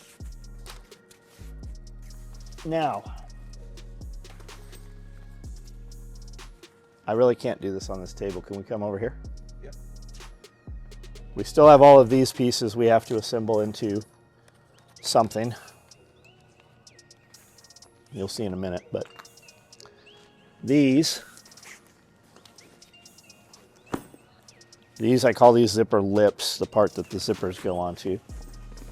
And then this is kind of like the zipper frame in this bag. Open this up. And the way to put these in really are inside out. Like, inevitably, we're going to send this to some guy, and he's going to be like, oh, how's this go together? And he's going to rip it out of there, and he's not going to be able to get it back in correctly, and his bag is going to be just crooked or not as good as it was when we shipped it to him. So, guys want to always start at the edge and walk it. I wouldn't do none of that bullshit. This, you can see the center of this. I would start it right here at the center, and I'm just going to meet that up right here, and that's just going to fall. We don't care about that side right now. I'm going to walk this into place a couple of inches at a time, and then I'm going to make this curve here, and then I'm going to make this bottom curve, and then I'm going to come back and I'm going to do the opposite here. I want to walk this into place, not just let it fall where it falls, because I want this Velcro mated super tight. Don't let it just fall where it falls and mate. You want to put it where it goes, dictate it, like you're the fucking boss. There. And what that's going to do is it's going to take all the wrinkles out of here, and it's going to make this all one piece, especially when that Velcro's made it in there good. It's really going to hold its shape and structure. And that's what I don't like about a lot of the other bags. They have to have that excess in there to work with in order to sew it closed. And I never could get one that was just fucking awesome. And that's why I do these this way. I really probably shouldn't be showing anybody how to do this.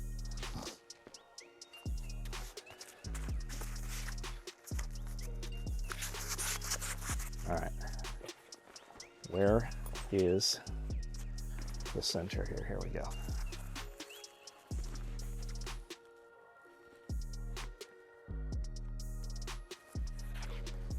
We don't care about that other side right now.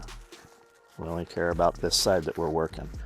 And I'm just mating that Velcro up. I'm being cognizant of where my fingers underneath are.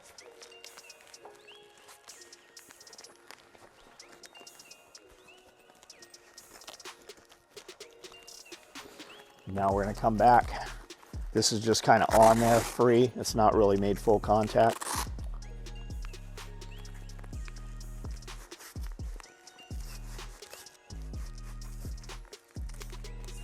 Like your first girlfriend. You saw her a lot at a distance. Some of you guys, it's probably still your girlfriend. She's your girlfriend, but she doesn't know it. It's the difference between stalking and dating. It's just optics. And the more expensive optics you have, the better the dating is, I guess, for some of you weirdos. All right, there we go. So we're gonna flip that. We're gonna pop that out.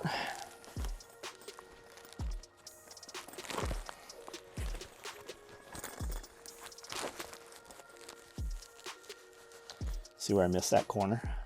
I'm gonna have to cut that back apart and address that. That corner sticking out there.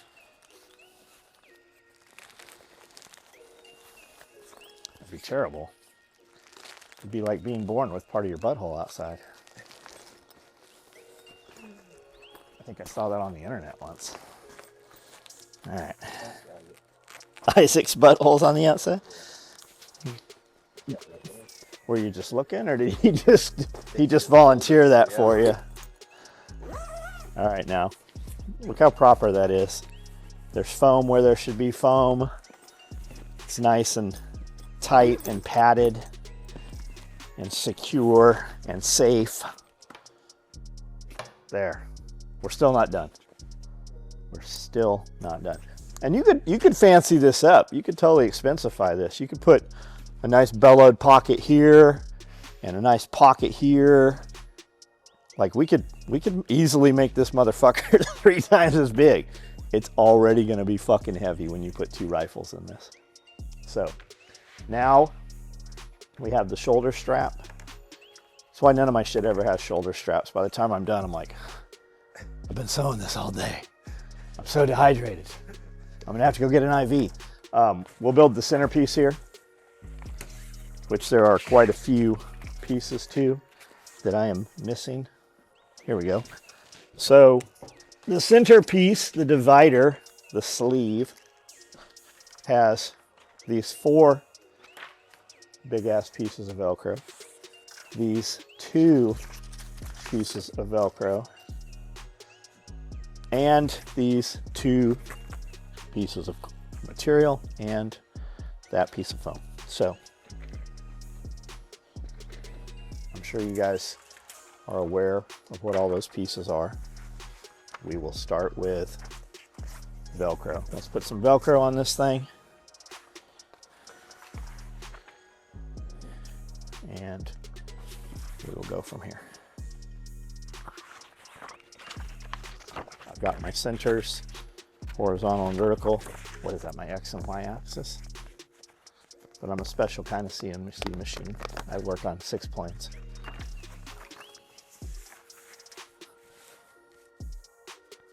All right, let's get this right here.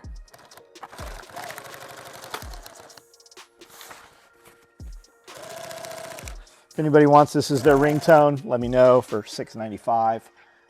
Monthly installments of $6.95 per month. I will get you this sound and you can put it on your flip phone.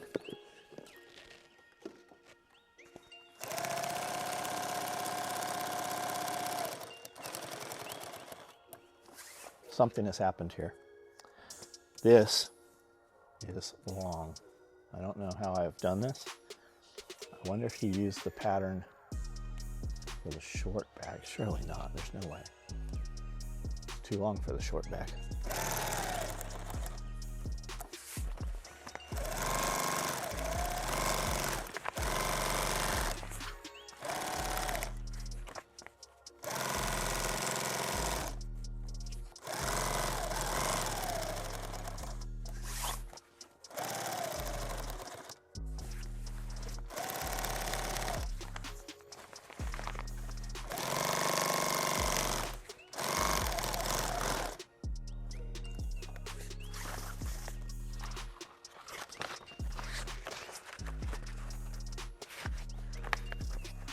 Ideally, this should stop an inch from each edge. Not a problem. I'm just gonna fold it over and sew it into the hem, I think. I think that's what's gonna happen. I think I'm gonna sew it over in the hem.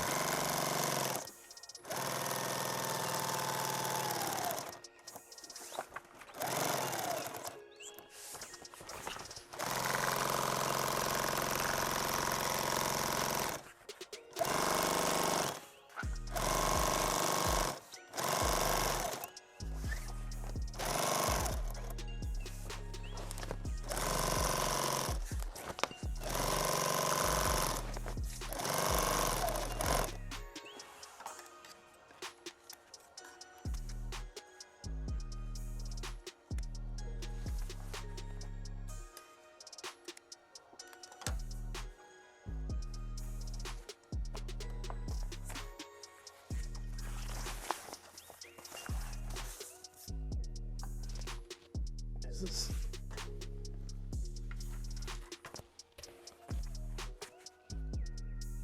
What the fuck is going on here? Something is not right here. That foam is the, I bet he cut the fucking foam pattern on this. I'll bet that's what happened. Let me see what the hell's up here. All right, now let's put the Velcro on the other side. Somehow I have made it back here without the other piece.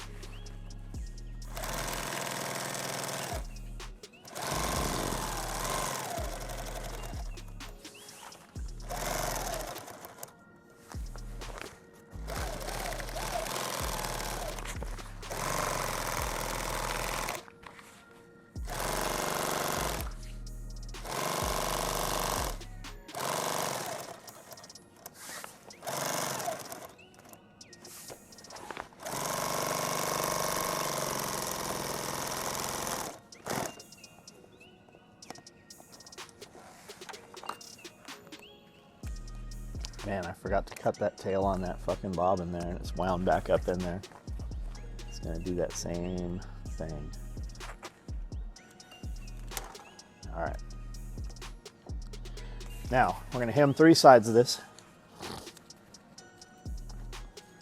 Just like this.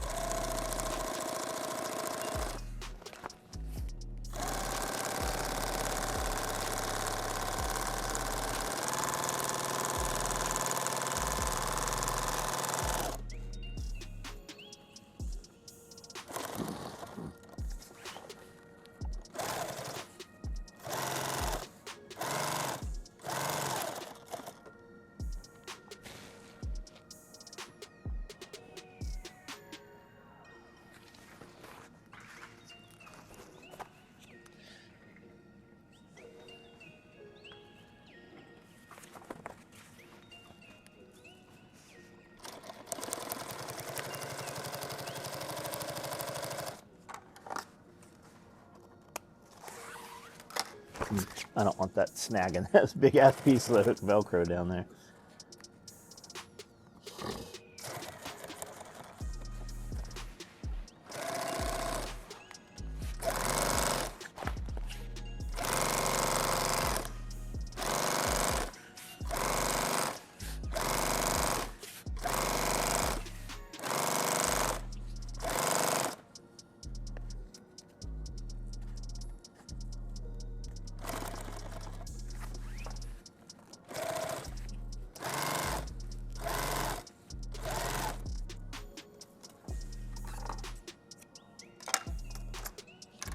All right, that's 6. Here's 7.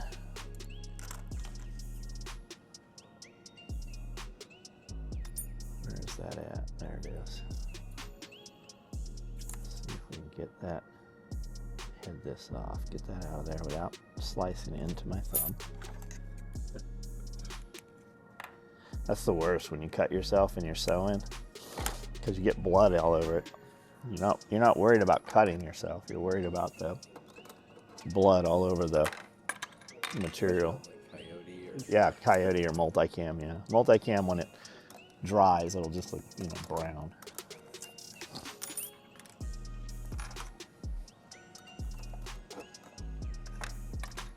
Okay, we already loaded that one. That one's ready to go.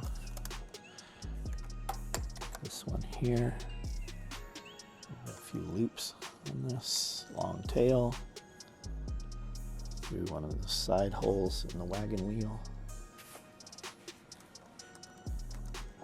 Uptake your bobbin thread.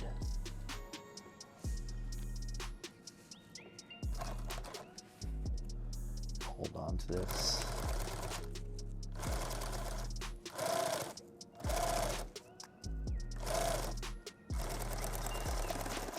All right.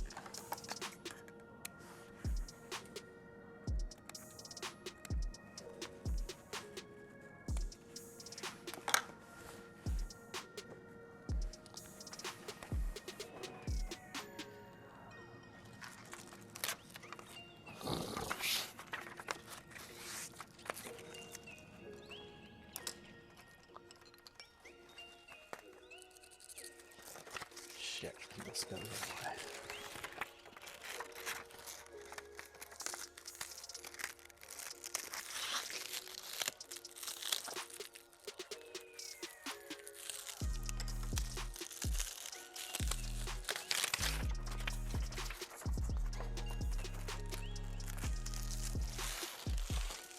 Hook to hook.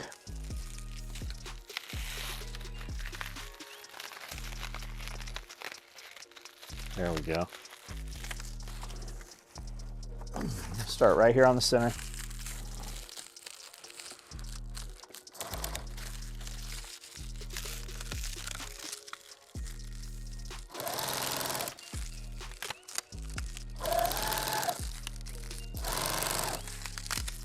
Man, it's like trying to hold 6 baby raccoons at the same time. You've done that, right? Oh, yeah. Everybody knows what that's like.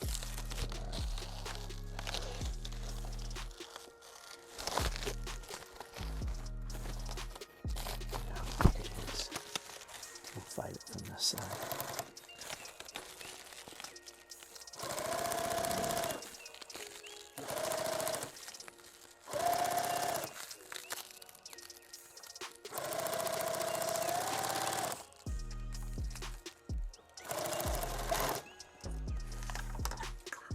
$100-mile yard sale out at your place this weekend? No. No? I'm coming for it, so it's going to be a 100-foot yard sale.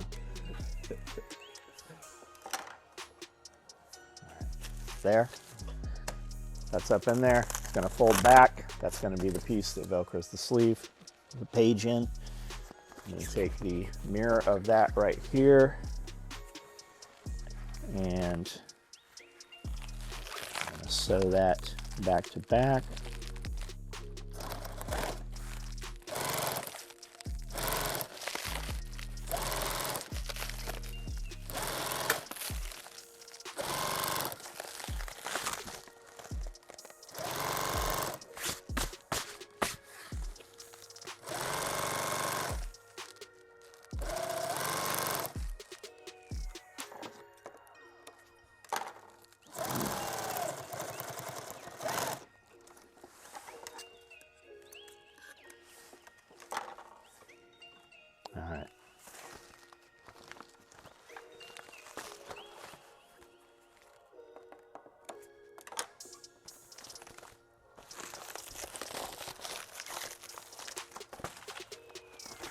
Let's go ahead and even line up these corners.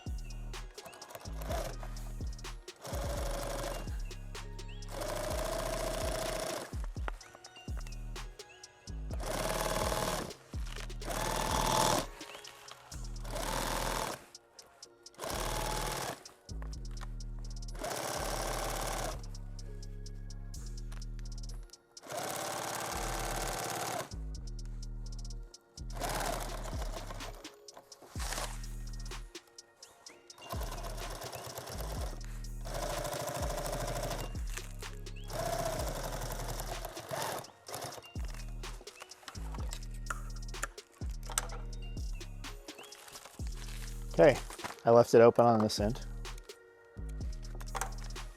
And we will pop that foam in there.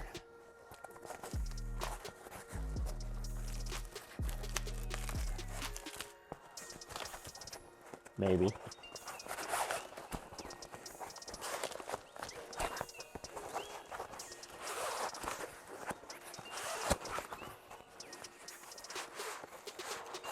I did all of these on a big table in there. That's why I'm fighting this shit, because it's on this small table. So it's flexing, so it's not flat.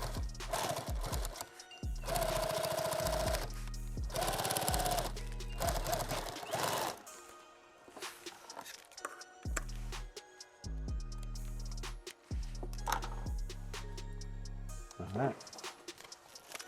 Now, this opens up just like this, and that will sit inside that bag on that Velcro that we sewed in the bottom first. So let's take a look at that. I'll bring it over here in the lights.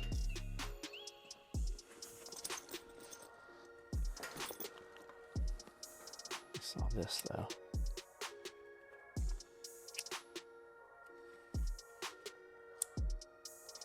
Some whiskers.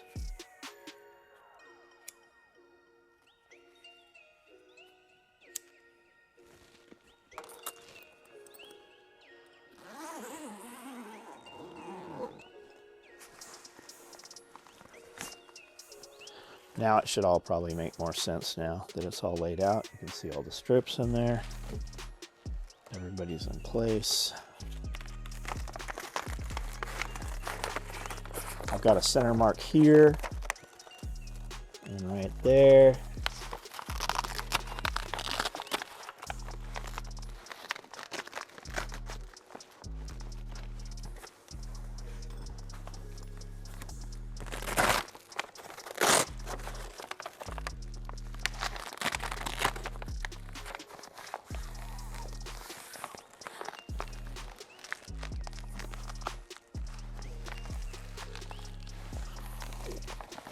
Only the finest Velcro, much like breast milk. The finest breast milk is Cambodian virgin breast milk. There it is. So that's what the bag looks like. And that goes right there. And you have Velcro here on this whole wall and this whole wall. And then you have this whole page on both sides. So you could put a rifle in here and put a ton of organized gear on this side. Or you could put your mesh pockets, 2 rifles, and just kind of mold your stuff around the rifle, move it and shift it to where it will fit how you want it to be. There is the 32-inch bag. Now you know how long it takes to build. I don't know what that takes. I'm guessing 2.5 hours. Still haven't done the shoulder strap, which I'll do here in a second. Maybe Brandel can build a super rad 90-second short out of this. I know he wasn't planning to, but maybe you guys will get that tonight. Maybe you won't. We'll see.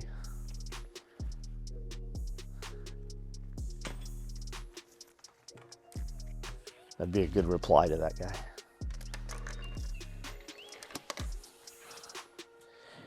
Now Brandel knows enough. He can build one at his house tonight. I've got a handheld stitch. It's kind of all we do. I mean, perfect. That's all we really do here. What if I bring you a handheld sewing machine? I always wanted one of those things. I used to see the infomercials on them.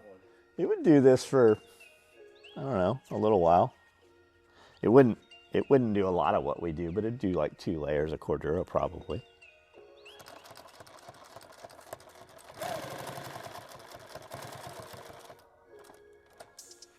Have you used it? No. You think it would do it?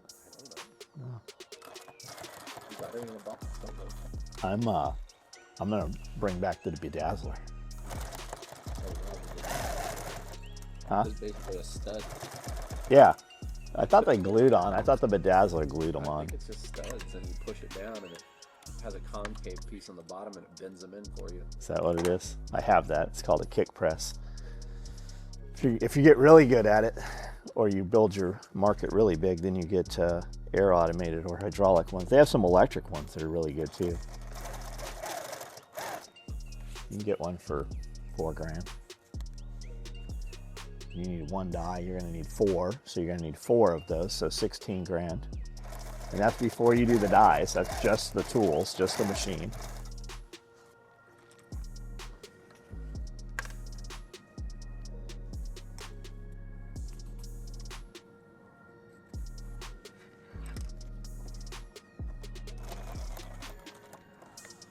Don't worry, once you buy those $16,000 worth of machinery, somebody will be along to tell you that you're charging too much.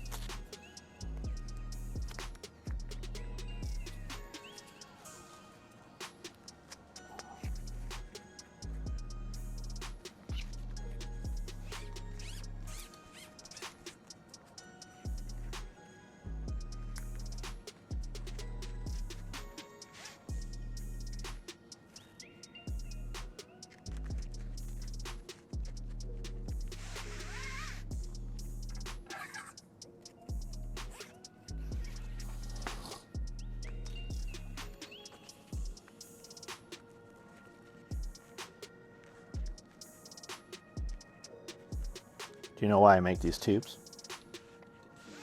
The handle separate? Keeps it together. Because if you had this long handle and you're at Starbucks with your rifle case and you pick it up off the ground and you grab just one piece, it's these, right? Whereas if it has these, you pick it up and it's all together. Kind of move them around so you know, like, okay, well, Uh-huh, you can stage them. Yeah, yeah. You could do. I bought a really cheap pad a long time ago, and it had one of those on it, but it was like a clip. Yeah, they have plastic, like rubbery ones. Yeah, you can do the same thing with like a hair tie or Yeah. Velcro one wrap, all kinds of shit. Heat shrink would be cool. You could heat shrink it, not cinch it all the way, just enough.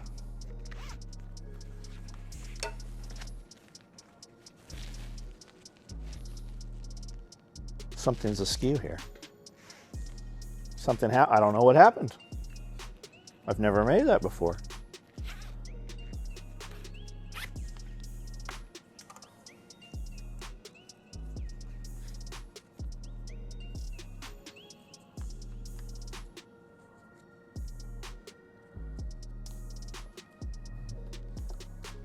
All this Velcro is sewn on backwards, so it doesn't Velcro. I don't know.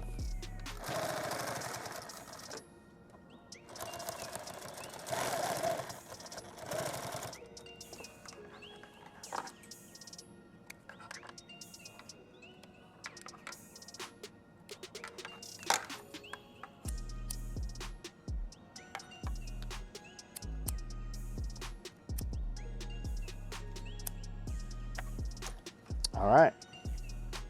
Now, we are finally complete.